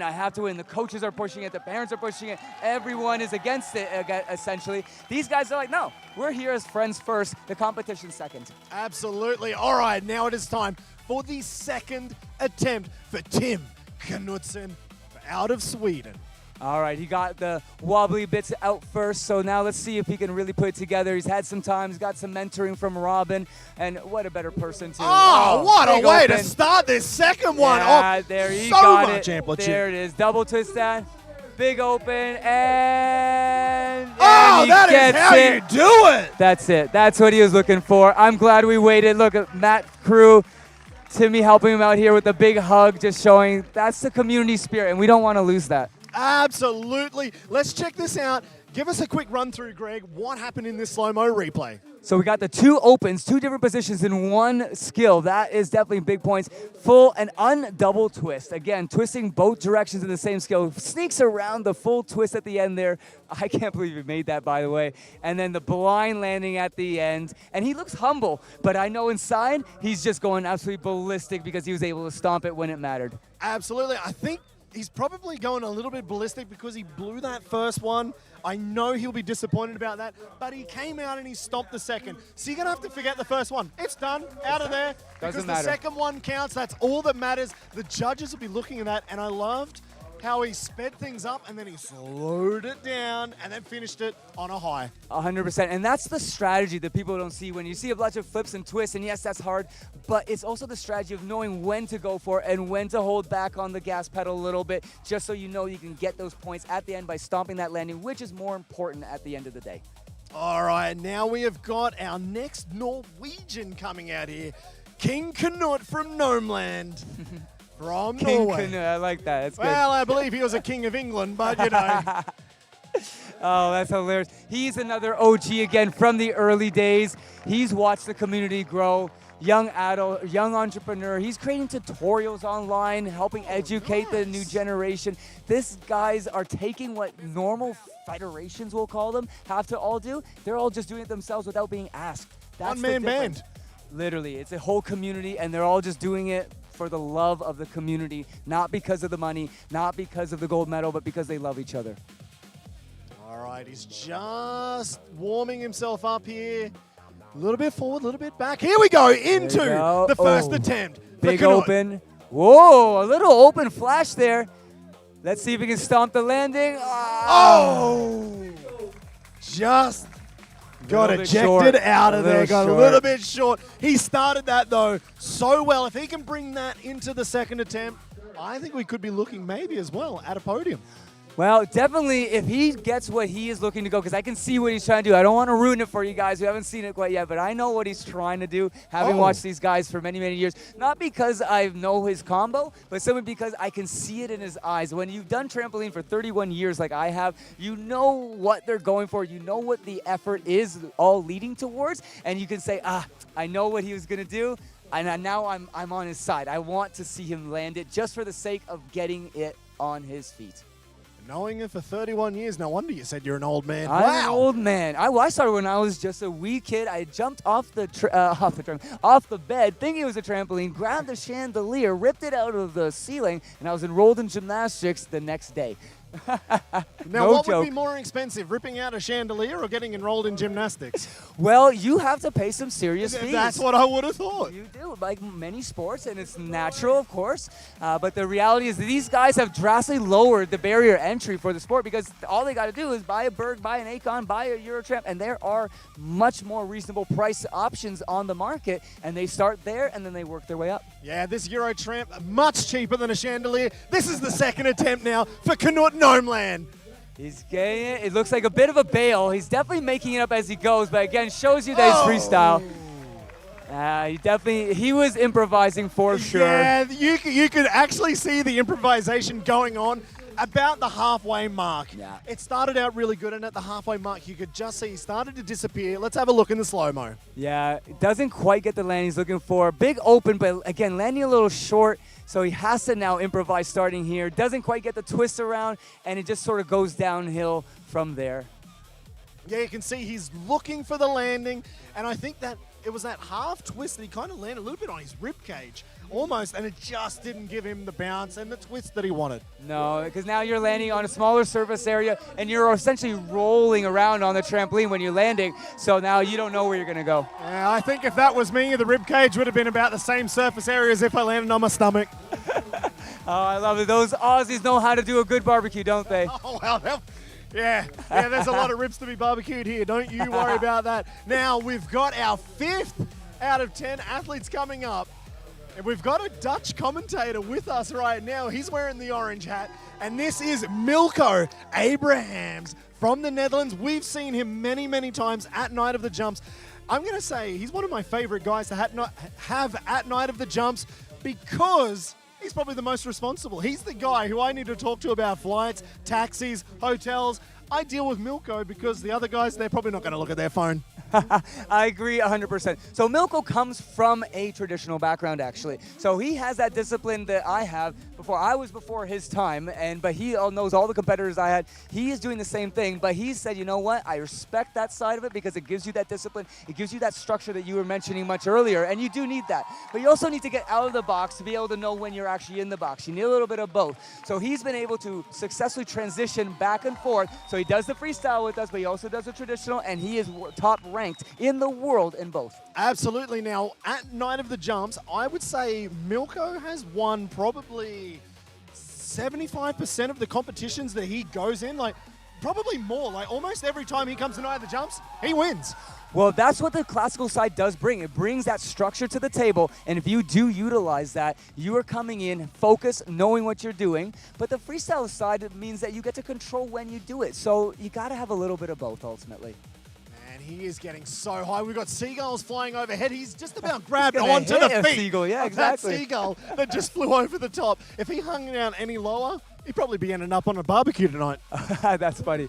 Oh, he makes it. That was a quad, by the way. Holy moly. Oh, the stomach. Oh! And how did he hold on to that? I thought he gave it away in the middle of that run. And he came back and he actually looked better from what I thought was a mistake. I thought it was over. I have to break this down a little bit here. Oh my gosh. Let's check this out on the slow-mo, Greg. That got out of control. And then lands on his back. That's his signature move. Again, that creativity that each individual athlete brings. He gets to his back, trying to get to that stomach, which he didn't get, but again, he adjusts and uses that power and that, honestly, the classical discipline to bring it back to the center and be able to stomp that landing. Man, talking about power, I would say that was probably the most powerful move I've seen from any athlete all day because he made a genuine mistake there. He could have just finished it, and he somehow twisted himself. I don't even know how many twists were in that. I'm pretty such sure a that low was height. That last one would have been a full in, 1.5 out, or a full Rudy, as we call it in the classical world.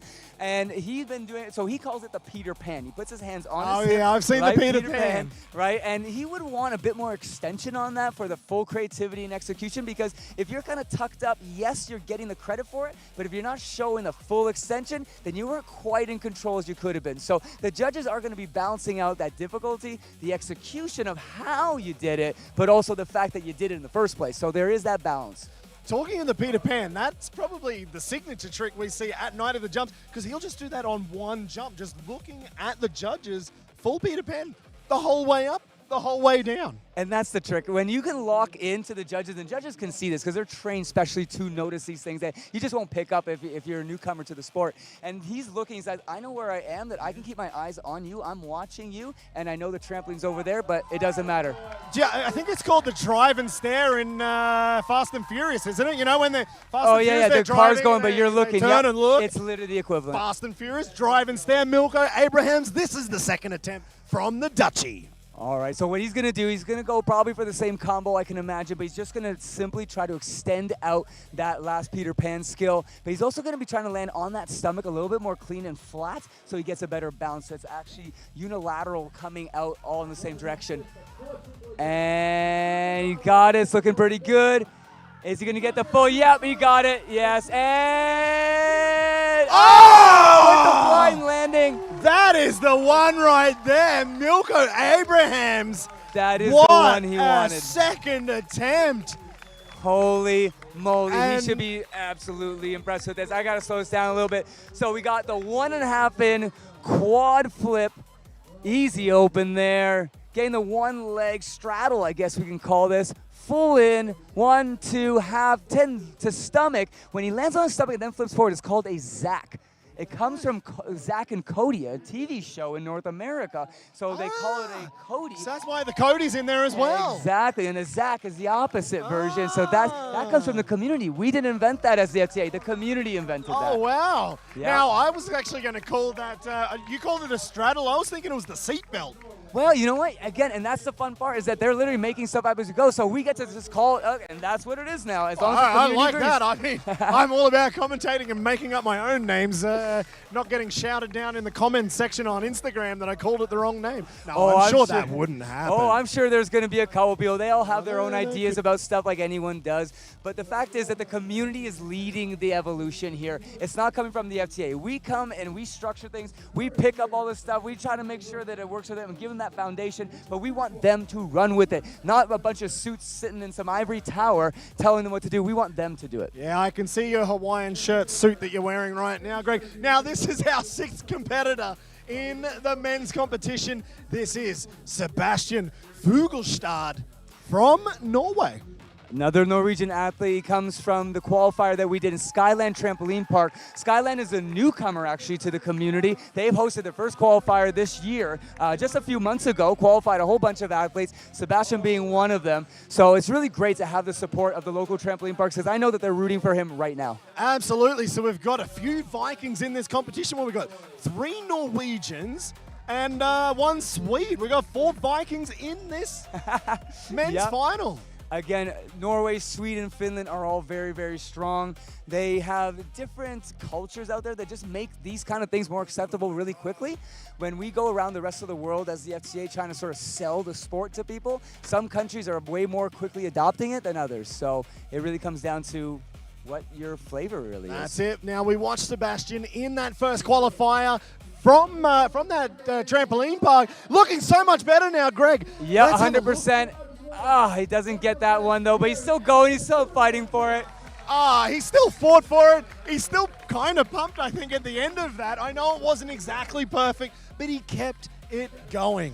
Well, 100%. And like I said, the competition really is quite secondary. There's a very few athletes that are here to compete. Most of them are here to compete, obviously, and they want to be a world champion. They're not taking this lightly, but they really want to make sure that they show off with their buddies, and you can see he's doing that right here. Diamond tuck, nice tight tuck. That's what the judges are going to be looking for. But he does lose it here a little bit. Doesn't quite get the stomach. He goes off to the side a little bit, and it just sort of goes downhill from here. But he's adjusting as he goes, and he does land on his feet, but it definitely wasn't what he was looking for. That's it. Now that's the freestyle part of this. That's the improvisation. Things could have gone a little bit hairy, but he's like, you know what? I'm going to reel that one back in. We're going to finish it off fine.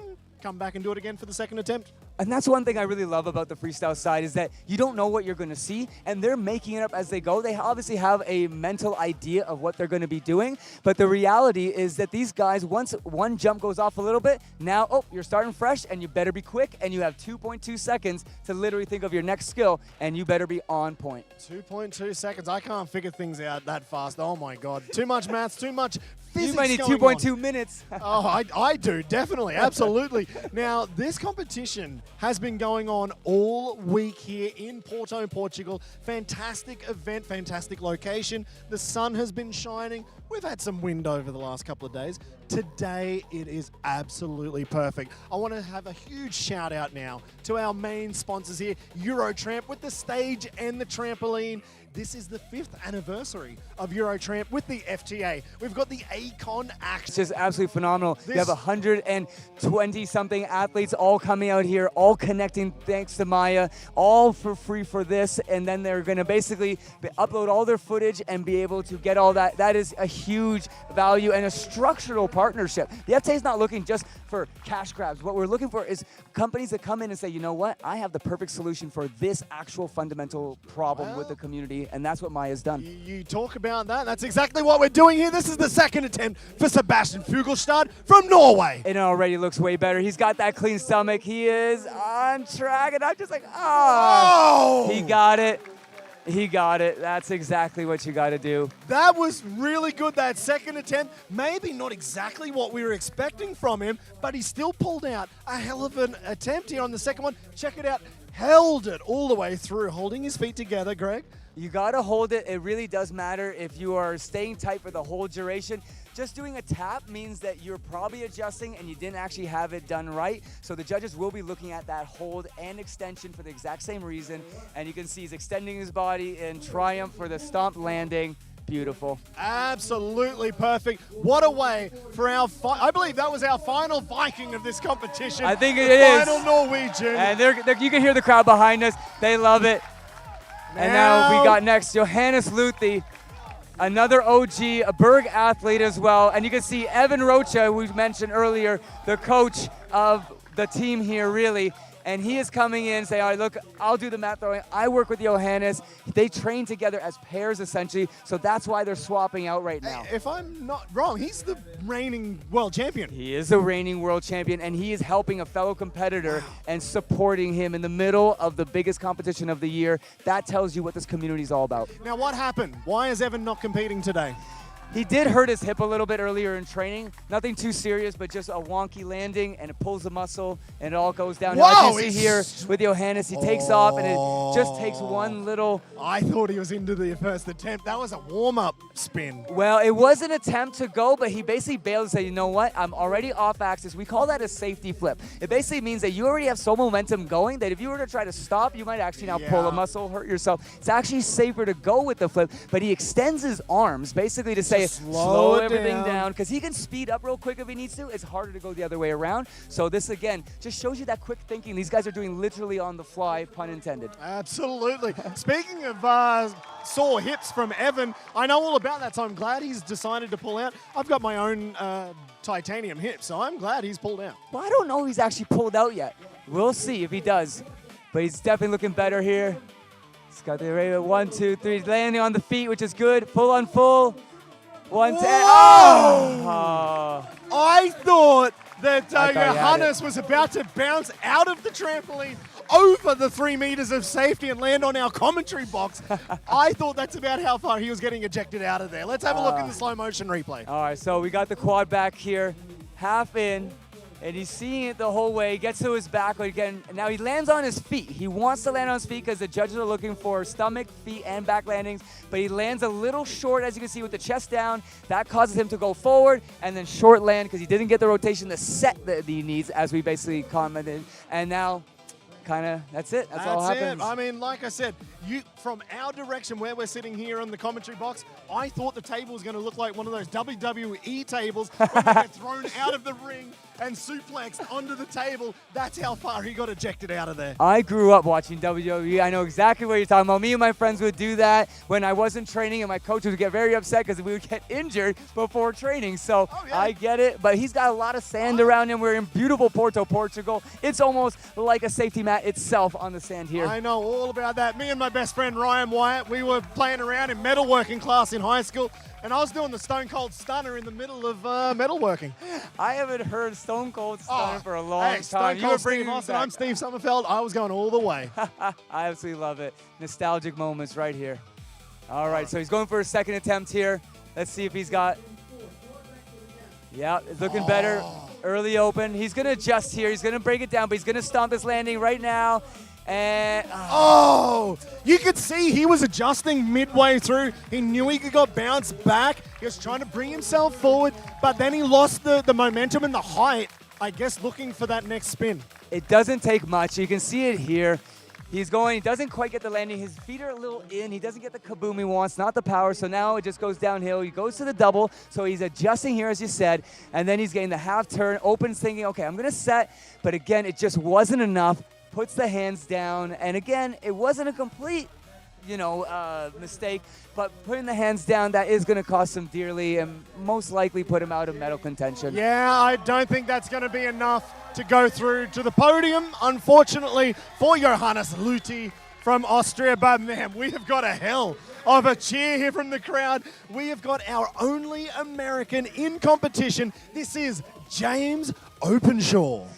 James is an absolute legend. I was watching him train earlier today. We got some interviews with him actually as well.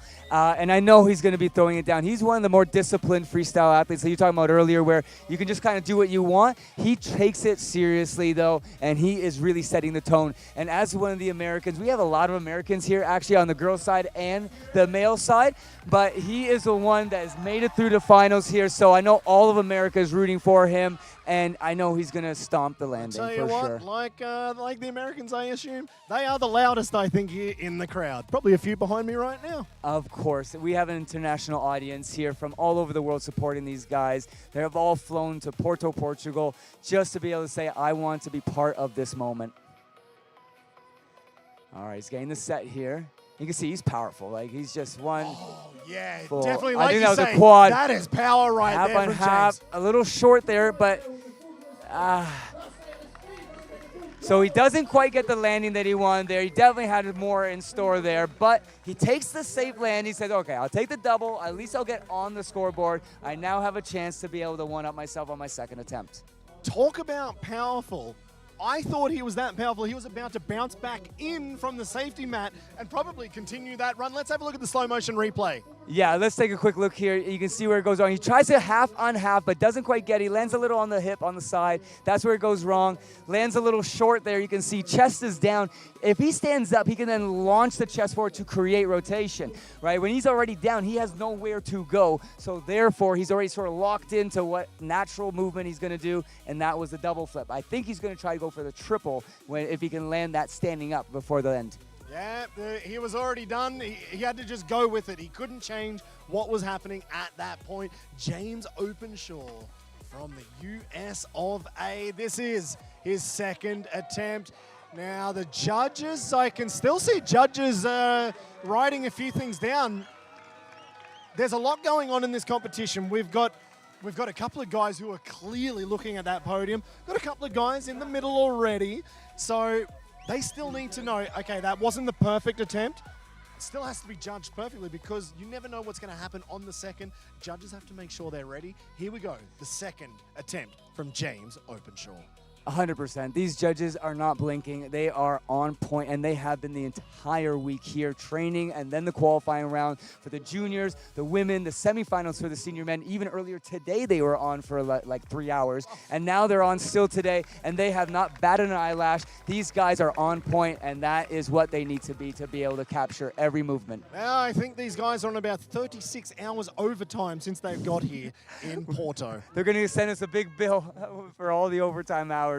Thank you to our judges. Thank you to Adam and everyone else helped put this together. Literally, without the community coming in and filling in for this young sport, this event would not happen. Man, you talk about that. I met actually a lot of the people in the background who have been helping with security and cameras and things like that. They are all volunteers, and they're actually competitors themselves, or they're trampoline enthusiasts in their own right. I met one guy who flew in from Israel to do this event. Sagi and Niv are from Israel. Sagi's been helping out with the live stream on Instagram for the last couple of days. Hasn't stopped on the camera. No, these guys, they love what we're trying to build here. They are part of the building process with us. So let's see if James can really pull out the second attempt here. It all boils down to this. All right, he's getting that jump. And you can see he's a little off balance here. That's okay. He hasn't lost too much height. Oh, yes. Oh, yep. Oh, my gosh. He's slowing it down here. You can see. Big open, flat, and ending that at the end. How you stomp it. You know what you said? He slowed it down in the middle, I think to compose himself and to bring it out for the final. James Openshaw from the USA. This is a hell of an attempt. The second one. Definitely looking more strong here. You can see he definitely didn't get what he wanted there. He was off axis a little bit, and you can tell that wasn't an axis he was aiming to be on, but he kept going, slowed it down a little bit just to ramp it right back up again here with the 3.5 twist, and then he says, you know what? I got room to spare. I'll add the other half for the extra blind landing bonus. Spun it all in there. Now, would we say we're going to go into the creativity side of things? Because it's not where he wanted to go. He had to get creative and bring something out. That's going to help the judging from the creativity side. 100%. And the judges are looking for that. They know the difference between executing something planned and then being able to think quickly on your feet and create something new that was unplanned. So we'd probably say what? Execution judges probably bringing the scores down a little bit. Yeah. Creativity might be bringing it up. Creativity will be bringing it back up. The execution definitely will be dropped a little bit. The difficulty will be dropped a little bit, but he started off so high in the first place with a double twisting quad, which you don't see every day, even in freestyle, that it might actually balance out and overall still be a contention for the podium. Well, I mean, that's the job for Adam Reynolds. He's the head judge. He's going to have to look at everything and figure out who's going to end up on those 3 spots on the podium. 100%. And this is, again, you do not want to be the judge of this competition here. These guys are making things up as they go. But these judges, again, they're trained. They know what they're doing. We've used the same judges every year. So we want to know that, hey, we got this. You guys are experienced, and they definitely are. Right, this is our second final competitor in the men's final. This is 11 Simon from Switzerland. We did have a qualifier in Switzerland that he actually qualified from as well. The new trampoline park called Panda Freestyle in Interlaken, Switzerland. And it's a brand new trampoline park. New trampoline park smell still. And they qualified and they bought a Eurotramp. And he's coming from there. And you can see he's coming with something different. Diamond tuck. That's a lot of twists. And he doesn't quite get that last one. Not what he was looking for. Unfortunately, but like you say, coming from that new Swiss trampoline park, Panda Express there with that new trampoline smell. I love that. No, it's true. You can literally go into a new trampoline park for the first 3 to 5 months and you can smell it. And you can smell the creativity here. And he is twisting his butt off, but he gets a little bit low there, and you can see he's adjusting there, lands on the side. Definitely not what he was looking for, but it's okay. He's still having fun with it, and he's got a second attempt, so we're going to give him a minute. He's getting his drink, recomposing himself, and I know he's going to stomp the next one for sure. You know what? It looked actually quite good. That's why they've got that second attempt. The first one was looking pretty fine. He is our second final competitor, so he has seen almost everybody who has come before him. But he also knows who's coming after him. It's also his compatriot, Robin Steiner, also from Switzerland. So he probably knows more than anybody else at this point.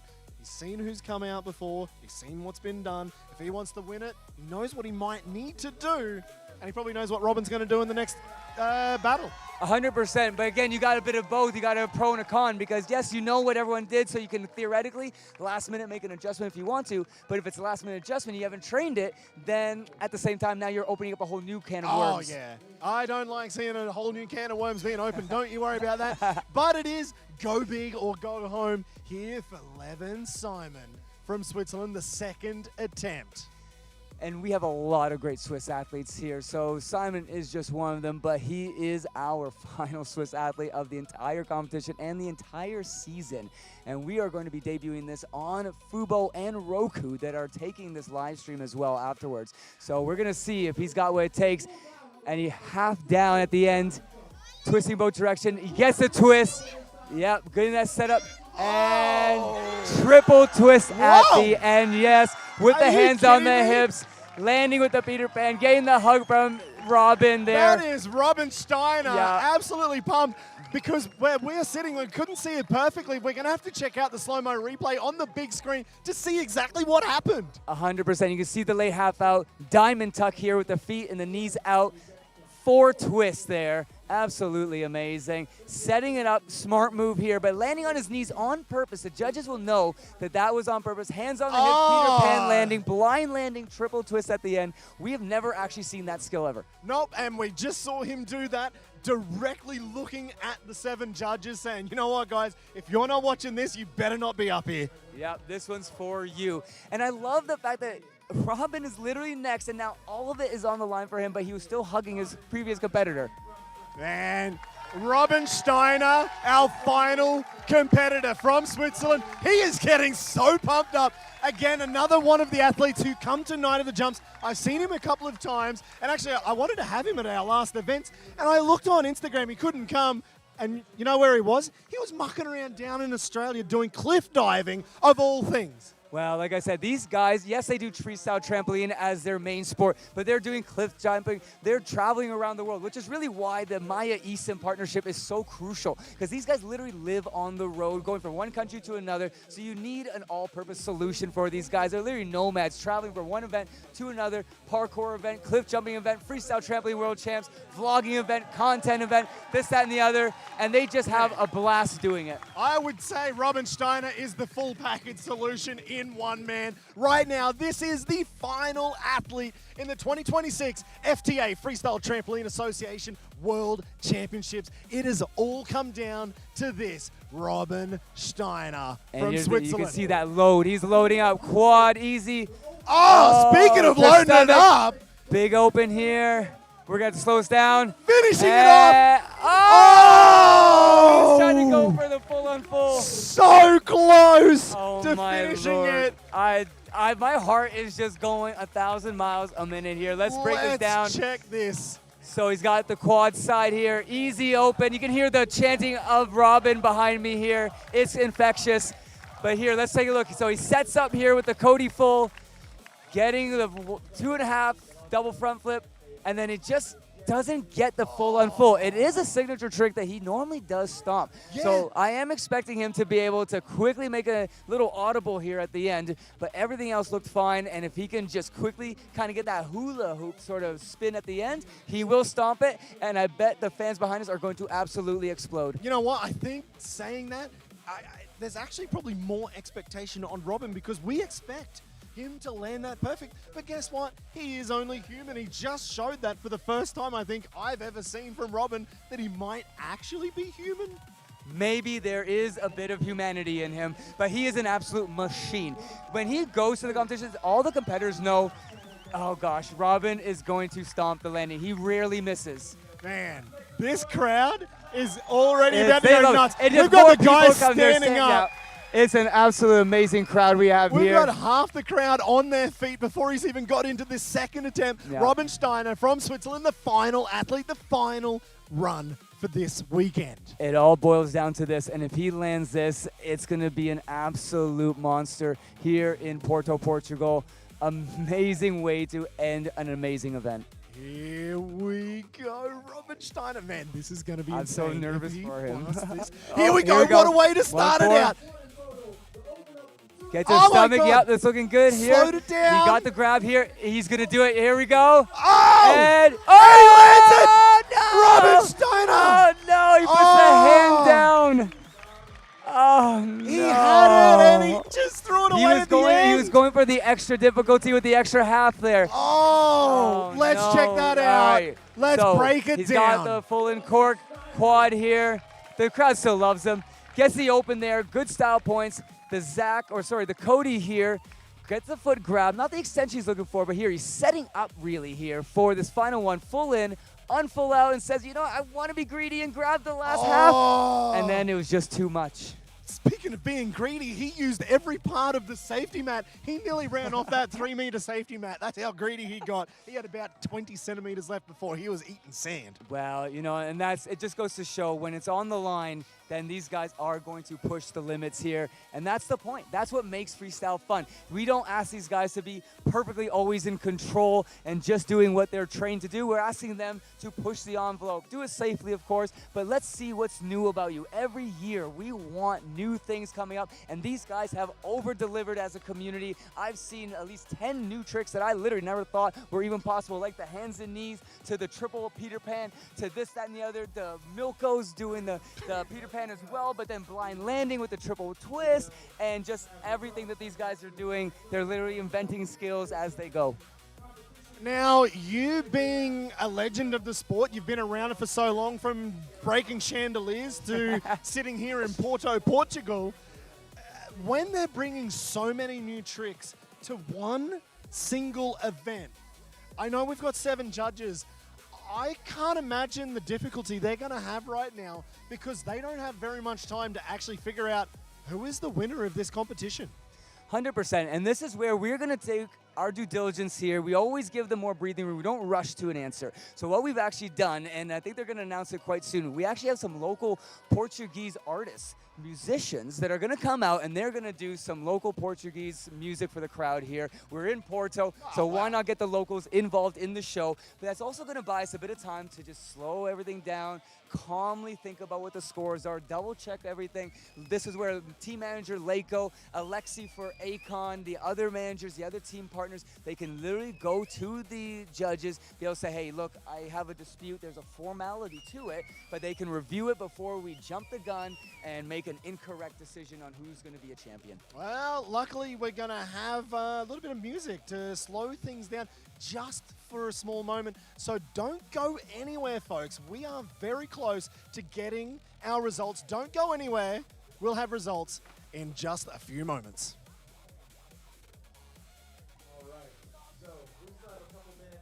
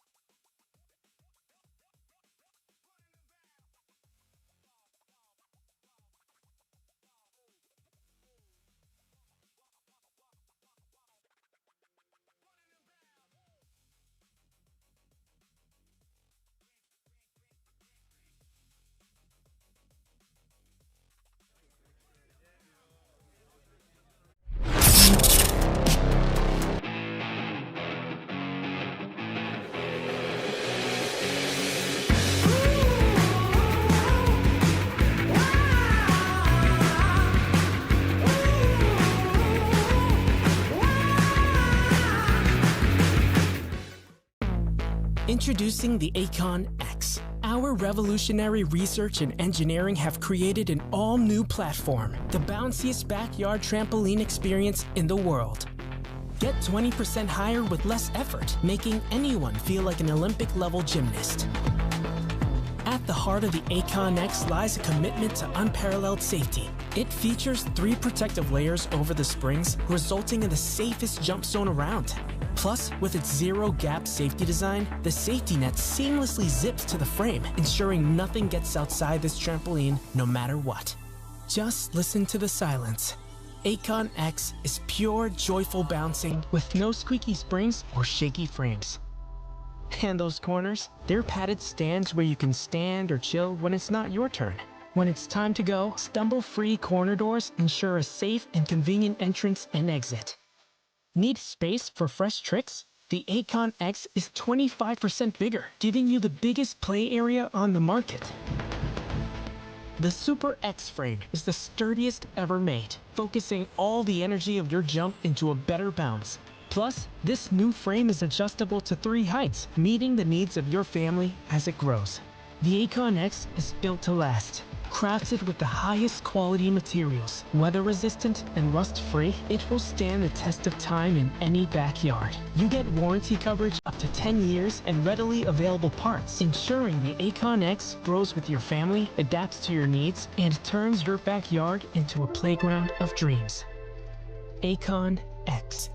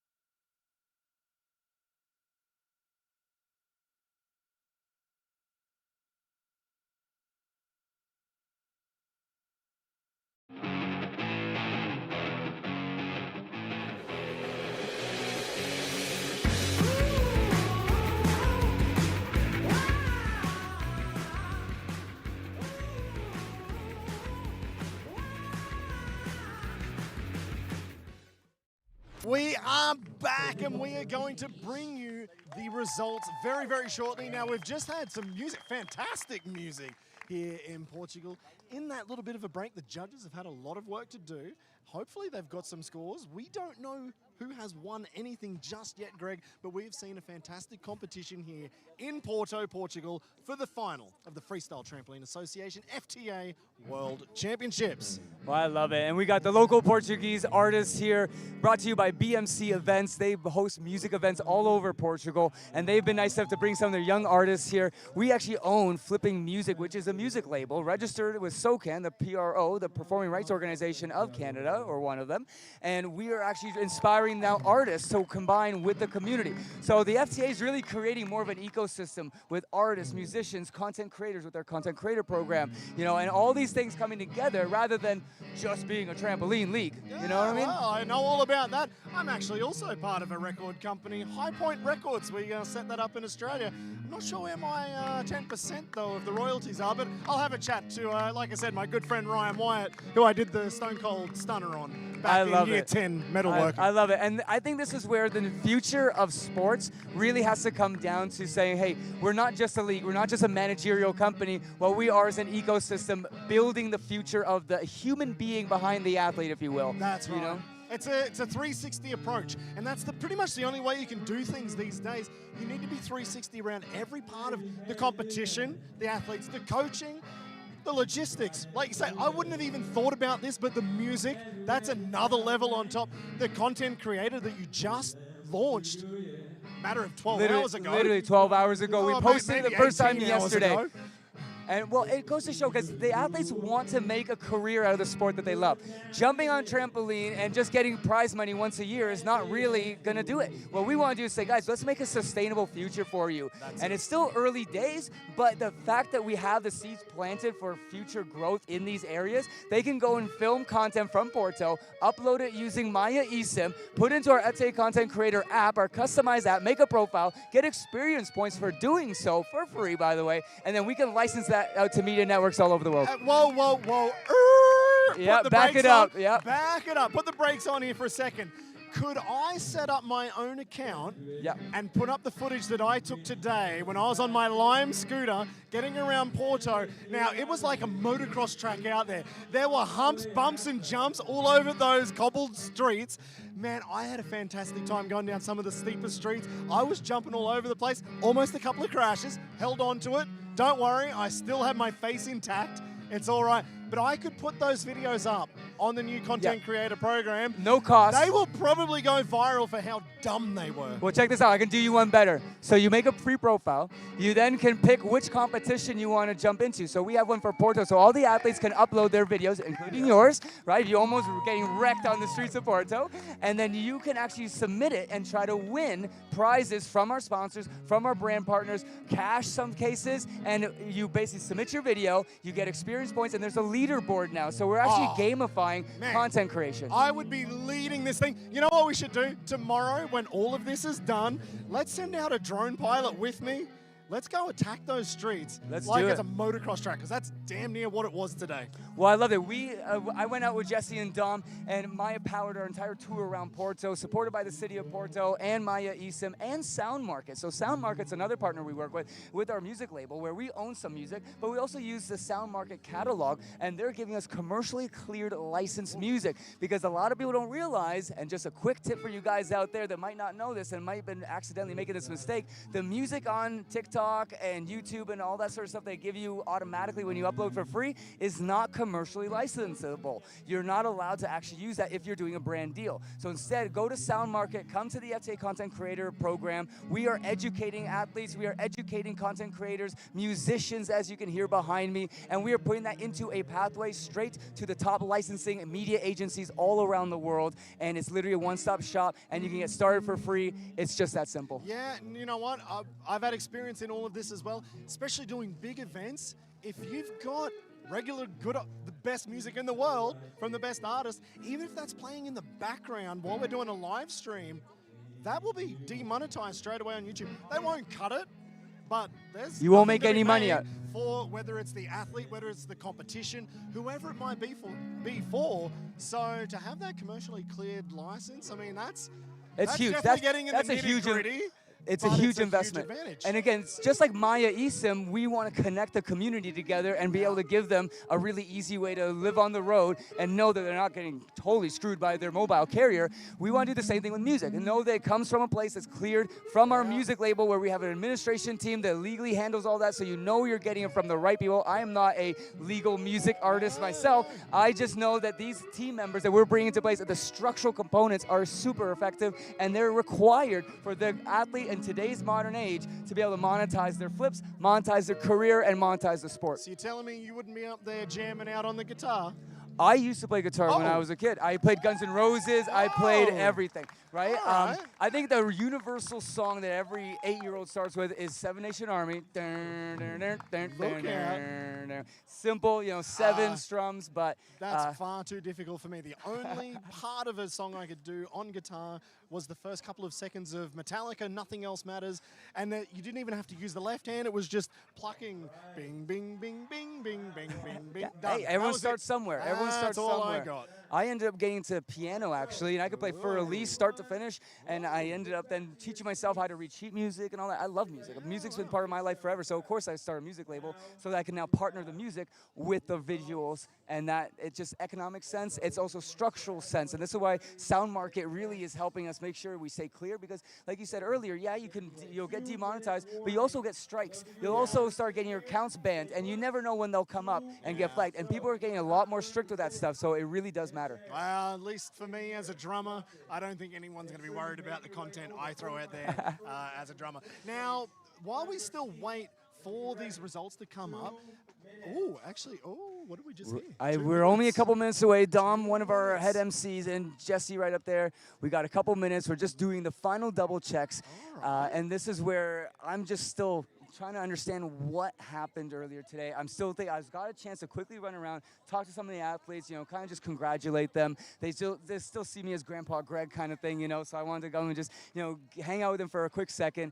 And they said it was the best world champs that they've ever been at. They love the environment. They love the city. They love the new partners we're bringing on, like Maya and Sound Market, and all the partners that have been there from the beginning, like Akon, Berg, Eurotramp, everyone coming together. It's a community festival, essentially, which is why we've turned this, instead of just a competition, which is essentially what it was before, we've now turned it into a flipping festival, and we are now starting to partner with other brands. You'll see the bag jump back there. We were supposed to have Gibbon Slackline here, actually, but they couldn't get the shipping done in time, sadly, but they will be here next year. Man, I've been working on the slackline. I got one in my backyard.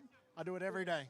Do you? Yeah, definitely. Yeah. Oh, my God. I'm not great, but I can get on a slackline and kind of ferret myself across there, and it's not too bad. Between what have I got? We got the sour cherry tree on one side, and we got the horrible tasting apple tree on the other side. Me and my friend Pal, we tried to make some cider out of those apples.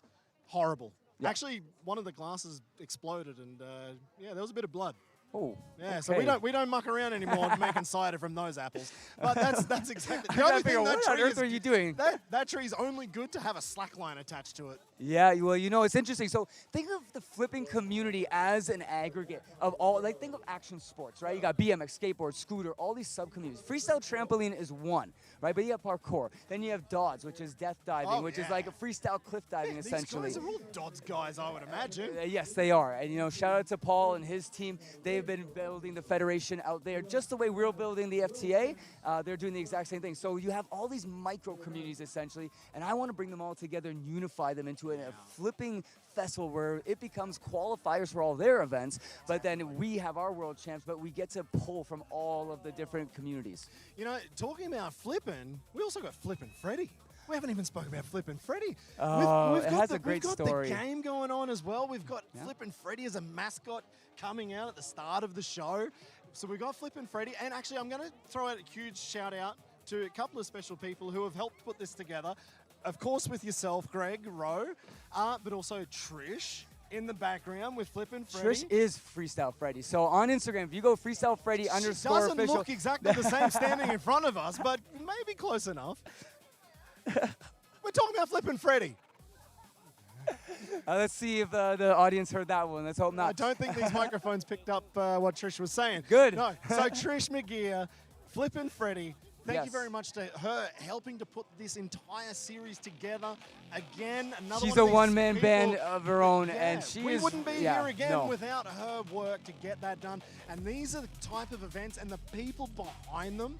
There's so many people that are behind. No, this we gotta it make sure. happen. You have no we, idea. we have to give a shout out to Mike Alders from the X Definitely. Games. He is the head of operations for the FTA, and to have someone with that kind of resume out here in Porto saying, you know, guys, I'm going to take some of my F1 and some of my X Games experience, and I'm going to teach you guys the way of the world at the big boy level. That's exactly the kind of mentorship us as entrepreneurs need as well. Just like Evan is coaching the next generation of athletes along with Robin and the Bergmaster of Bounce and Akon, we need the same help on the business side, realistically. Absolutely. You know, speaking of Mike, I only just met him. I've heard all about him, but I only just met him yesterday for the first time. We went out for a very quick smash burger at the end of the night, and he was telling me stories about X Games and Formula One.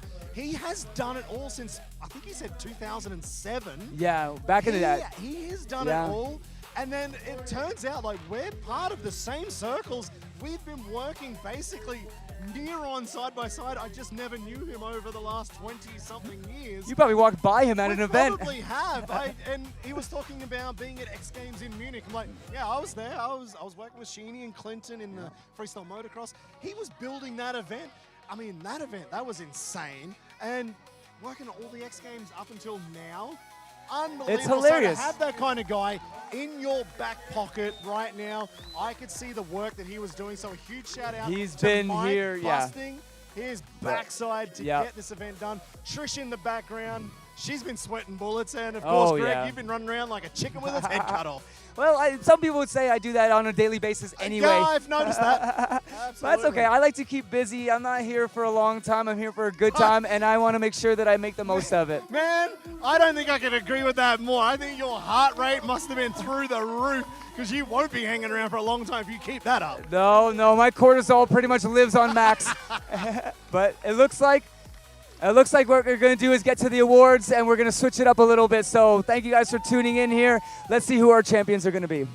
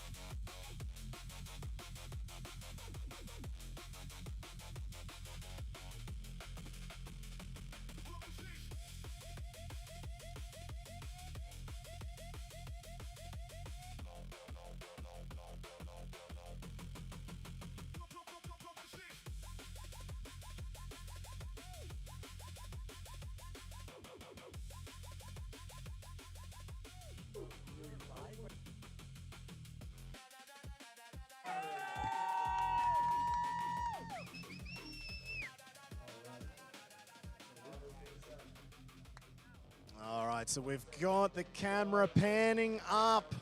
So we all right now are looking towards the big screen here in Porto, Portugal. I think we got the best view here in the We've house. got, man, we do have the best seats in the house.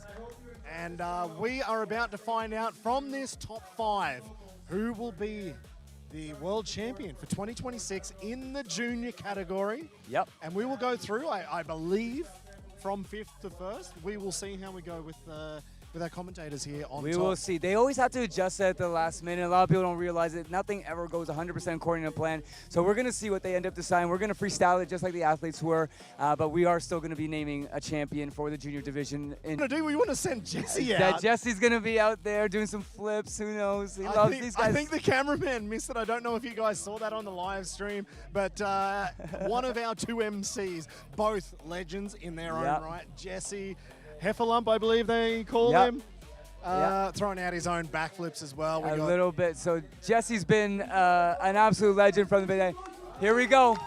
So we've got place. the first result in 5th place. It is Mio Grain from Sweden with 39.32 points. Wow, that is just impressive. Mio has been a legend. I know he didn't get the combo that he was really looking for, so I can bet he's a little disappointed with that. But either way, to be top 5 in the world in the sport is still amazing. All right, in 4th position, this is William Kjellberg, also from Sweden, with a score of 40.82. Remember, everybody, so we are getting the difficulty, execution, and creativity, so they have to be able to basically get a little bit of everything. You cannot just go for the difficulty, you cannot just go for execution, you cannot just be absolutely crazy with the creativity. You have to have a balance of all of them. Oh, in 3rd position, Gianluca Spinden from Switzerland with a 42.14. That is absolutely nuts. So Gianluca just got signed by Berg right before this, so I think he's representing Berg quite well. What a way to start that new partnership. It's absolutely amazing, and we know Gianluca from way back in the day, so now you can see there's the anticipation. Oh, this is who is in 2nd position? In 2nd it is Yannick Krienbühl, also from Switzerland with 49.72. Amazing. It's just, and they're hugging each other, but it also gives you obviously your 1st place. And Malvin is a fan favorite. You can hear the crowds behind us. They love this guy. He is an absolute amazing athlete, but also amazing person. He's always helping out. He's always volunteering. He's always positive with everybody. He's never putting people down. So I couldn't imagine a better junior winner. No better to take the win. Alvin with 51.50. That is a massive score. Yeah, it really is. Because considering that these guys have to be able to really stop themselves out. And you can see the scores on the screen here. Let's just take a quick look, and you can compare and see the difference from the 5th place with the 38 and then all the way up to the 50. And I can't even keep up. We got the champion here. Well-deserved win. Definitely, those top 2 guys, there was almost nothing in it. It was only a couple of points, but Alvin, just enough to take the win. 100%. And, you know, again, I never want to really play favorites. And this is why I don't want to judge so much. I started at the beginning judging, but I want to be behind the scenes a little bit, just kind of nurturing the next wave. Because, yeah, you're a champion today, and that's great, but there's always more to do. There's always more to learn. There's always more to develop. So I look at them all as winners. You know what? That's the best part. I'm the same as you. I did a lot of judging in the past. I have way more fun commentating because we get a different view. When you're a judge, you're looking at each individual point and you start to lose maybe the fun of it. You start to lose the creativity. When we're commentating, we just get the atmosphere. We get to hear the crowd and we're vibing with the athlete, whereas the judge has to really break it all down and it starts to lose that impact, I feel, just a little bit. It depends, because the judges that we pick, you know, they look at that stuff and they love that. They're very analytical and they're data-driven by nature. So they look at it, and that is their creativity, is looking for those points. And when they can find one, it's almost like an Easter egg hunt. What? Do you have 7 accountants up there? Essentially, their yeah. joy is looking at numbers and breaking things down. I couldn't have think of anything worse. Well, you know, I'm not an accountant myself, but I do love data. I do love the idea because data to me is not just about the numbers. It's what the numbers represent. It's actually almost like painting with your imagination. And instead of using colors and pencils to draw, you're using data points, but you're drawing a vision with them. So I can get that. I tell you what, that's the only way I can paint is painting by numbers. That's how much of an artist I Yeah, can you can finger paint. Yeah, I barely got through kindergarten. I'm lucky I got to grade 1. I love it. Oh, man, when I was a kid, I bombed school. All right, it looks like we're up for the women's category. We've got our top 5 women. We are about to find out who will be the champion for 2026. Well, I think what we're going to at see FTA, is but before that happens, I don't think the live stream can see this. I'm not sure. I have no idea No, what they the live got stream him now. can see. They're not Okay, now going they to got miss it. this. Oh, look, here we go. Dom the boss. Yeah. Finishing it I with about a absolutely love it. centimeter left of stage. Dom, he has been commentating the entire weekend for our crowd here in Porto, and he just had to finish it all off with his own flair. I am not going to do that as an MC, I can tell you. I was going to say, when are you going up and doing your debut? Absolutely not. No, I nearly did a front flip today on that Lime scooter. Oh, man, I love it. And we want to bring personality to the trampoline. Eventually, when you become very regimented, you kind of lose the culture. You lose that entertainment vibe and the sort of culture in the community. So we want to keep that going. But it looks like we got now our 5th place. In 5th place, we've got Liza Borgers from Netherlands. Well deserved. Fantastic weekend for her to make it through into the final. We have got the Dutch. The Dutchies are going nuts. Cavalry behind here. The Dutchies are going bananas. And I think they might do that a little bit later on as well. I love it. We have an after party after, so they're going to be there. Oceana's now up in 4th. Congrats. She's new to the world stage, by the way. Her first ever competition, and she is top 4. You said that France is a dominant country, but this is her first time at FTA, and she's made it into 4th position, just missing out on a podium at her first time here. 100%. And that's what's beautiful about it. We always have new athletes coming up, doing new skills, new environments, new cities like Porto. And it's just, you can't beat that kind of environment. All right, in 3rd position, it is Mira Schwalm. Unbelievable. I just missed the points for Mira, but she has made it onto the podium. We'll have a look at the points a little bit later on. We'll break this down. But the German taking home a 3rd position. Well deserved. Amazing. It's great to see. And they're hugging each other. They love each other. Yes, it's a competition. Oh, this is what it all comes down to. Yep. We've got our possible 1 and 2 right here. In 2nd position, it is Marlene Metzger from Austria. What a competition for Marlene. She pushed the envelope all day. So that means we're 45.46. Our reigning and now consecutive 2-time world champion here at FTA is Victoria Dershevitsky. Well, I think Eurotramp's going to love that one. Being, again, German athlete on a German stage. Oh, and wow. I know her family at home are just absolutely going nuts. 2-time world champion. She does it again. Reigning 2-time consecutive world champion. Victoria has looked so smooth all week coming into this competition. What a deserving winner. Yeah, and you can see here our scores at the top here. Beautiful. And you can see again the scores. They're not really that spread out actually. Like it's close. It's Between very close. 1 and 2, man. That was like 1 point. Yeah, it's not much, and that shows how tough it is for the judges to be able to really isolate and make sure they're strong. When I talked to Adam though, real quick behind the closed doors, when we were taking a quick little break, he's like, "No, we know, we're confident. This is it." So it's great. Unbelievable. Fantastic competition in the women's category here for the FTA Freestyle Trampoline Association World Championship here in Porto, Portugal. And now... All right, the ladies are all done. We're going to see them exit stage left, and they're just going to go celebrate. We have a great after party at Picaba bar right literally across the street. You can walk from the venue. We're not going far. We're not going far, and we're definitely going to celebrate as a community, but also as champions. So we're going to be there right after.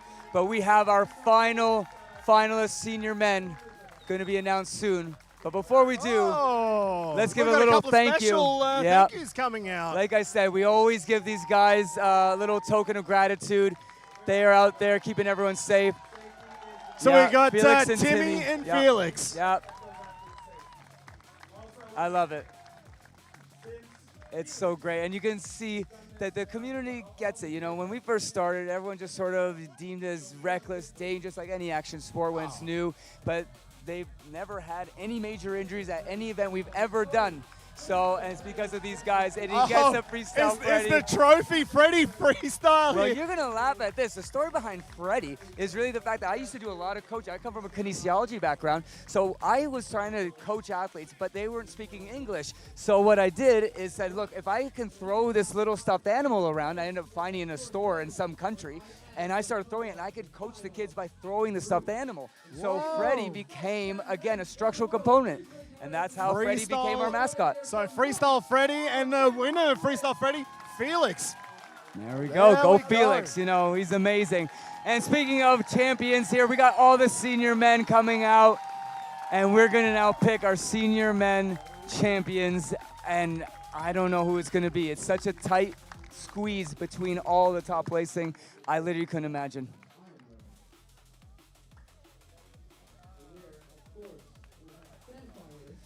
Yeah, you can see here them all kind of gathering together, again, hugging each other. Dom, and they all grew up together, right? And that's the beauty of this. I love the competition. I love them battling out, pushing themselves, progressing, all of that sort of stuff that they do naturally online. They don't even need coaches for that. They just do it as a community. And that's what we're seeing here first. But you obviously want to see a champion, and if someone wants to be crowned a champion, and we're going to do that right now. That's what we're doing here, folks. We are here to find the world champion for 2026. This is going to be a heart stopper, I think. We have seen some unbelievable competition all week. All week the guys have been going big, jumping pretty much to the moon. Like I said, I think one of the guys before nearly grabbed onto the legs of that seagull that flew overhead. But it all comes down to this. They have battled wind all week, but today the weather was perfect. In fifth position, Tim Knutsen from Sweden. Now, Tim was that one guy at the start of the competition who was actually battling maybe himself a little bit. That's a good way of putting it. He had to take a step back, let the next guy go out, but he's actually ended up in fifth position. Hey, it just goes to show that sometimes taking that controlled break and being able to quickly make a little switch up on the fly as a sport means that it changes the placing. So I'm very happy just for that. In fourth position, the God. former world champion from Switzerland, Robin Steiner. Oh man, and it's got to be because of the hand placement. I love to see what the difference would have been. But he must be so close with 47.12. We'll see later on with the total scores, but that must have been close, just missing out on a top three final. But now we're about to find out who is in third position for 2026. It is Levin Simon, the other Swiss competitor, in third position. Fantastic effort I from love Levin. that. And I love, again, look at them. They're hugging each other. They love each other. Community coming together for the first time ever in Portugal and in sunny Porto. It's a great sunset for here right behind us, orange cloud, and now we're going to be able to figure out who the champion is. This is insane because we've got the top two guys left and it's the two Dutchies. It all comes down to this. This Dutch crowd behind us, they're been the most vocal all weekend. They're going to go absolutely ballistic. No matter who. It doesn't matter who right now. No, they're going to love it. And I grew up with these guys. I know Milko came. Oh, here we go. Ooh, in second place. We've got a drum roll from the crowd. In second position, it is Milko Abrahams. Whoa! In second position. Absolute Go legend. Milko. Like I said, the most responsible guy I've seen Yeah, he in deserves it. trampoline. 1,000. I love the hat. That's his hat, by the way, that Jesse was wearing. Man. And he's repping his nation and back at home. I bet his friends and family that aren't able to come here are just going ballistic. That is a well-deserved second position to Milko Abrahams. I absolutely love Fantastic it. effort. And of course, there's only one man left. Exactly. Standing. So, This is it, if the so drum roll. facto. Your 2026 World Champion at the Freestyle Trampoline Association, There we go. Build up. FTA. It will be from the Netherlands. Here we go. Here we go. It is Siad Spahn from the Netherlands. There we go. And that's what it's about, folks. The whole Oh my city has God. exploded. Everyone's standing out cheering. This is insane. Oh my God. This is what it's all about. I think they've just blown the Richter scale off I was this gonna say, thing. my ears hurt. I see There he is. Oh my God, we don't need a brand new. decibel reader, we need a goddamn Richter scale. I love it. And you have a new senior men's world champion from the Netherlands. Oh my God, that is absolutely insane. I don't think you could have written this any better. And even when he did his first, it was his first attempt as well. Yeah, he was the one It that was got on the first. Yeah, attempt, he's just like, and yep, I know what I'm doing. I don't know if I'm going to call myself Nostradamus right now, but I said that first one could have won it. I never thought this was going to happen. I knew it was a good combo, but I didn't know. I just love it. The guys all together, it's amazing. Obviously, some are disappointed that they didn't do better, but again, as a community, they're all winners. I tell you what, there's going to be a couple of shandies tonight for the Dutchies. This is going to be one hell of an after party. It definitely is, and we're going literally across the street. We got this great new venue here that's said, yeah, we are going to do it. We're going to bring the DJ equipment over there. We are going to be up until the hours that, we're allowed to, obviously. So Pickleball after party. They are literally 2 minutes away. You can walk there. You couldn't ask for a better venue. This is fantastic. Porto, Portugal, you have put on one of the best competitions I have seen in a very long time. Thank you very much to Freestyle Trampoline Association and, of course, to you, Greg Rowe, for helping bring this entire concept, let alone competition, to Porto, Portugal. We've all had a fantastic time here. The weather's been fantastic. I'm definitely going to go home with a little bit of sunburn. Not going to lie. Me too. Oh, we've got our scores on We got top. our scores That going is on so here. close. Oh my Siad, God, look at that. 49.88 and to Less than a point again. 49.52 back to Milko Abrahams. The two Dutchies so close. Like you said, it's tough for the judges to be able to but I think they got it right. I They agree. definitely that did. For me, that It was the made correct sense. result. And everyone is just going nuts. Again, Leiko on screen here, hugging the new champion, which is one of his athletes. So I know the whole Berg team is going to be going absolutely nuts. So congratulations to all the female finalists, all of the junior finalists, 13 to 15-year-olds, 16 and up senior men's, and we are looking great. Thank you to City of Porto. Thank you to Eurotramp, Akon, Berg Masters of Bounce, and Steve, thank you for commentating with me. Thank you. This has been great. I am so happy to be here.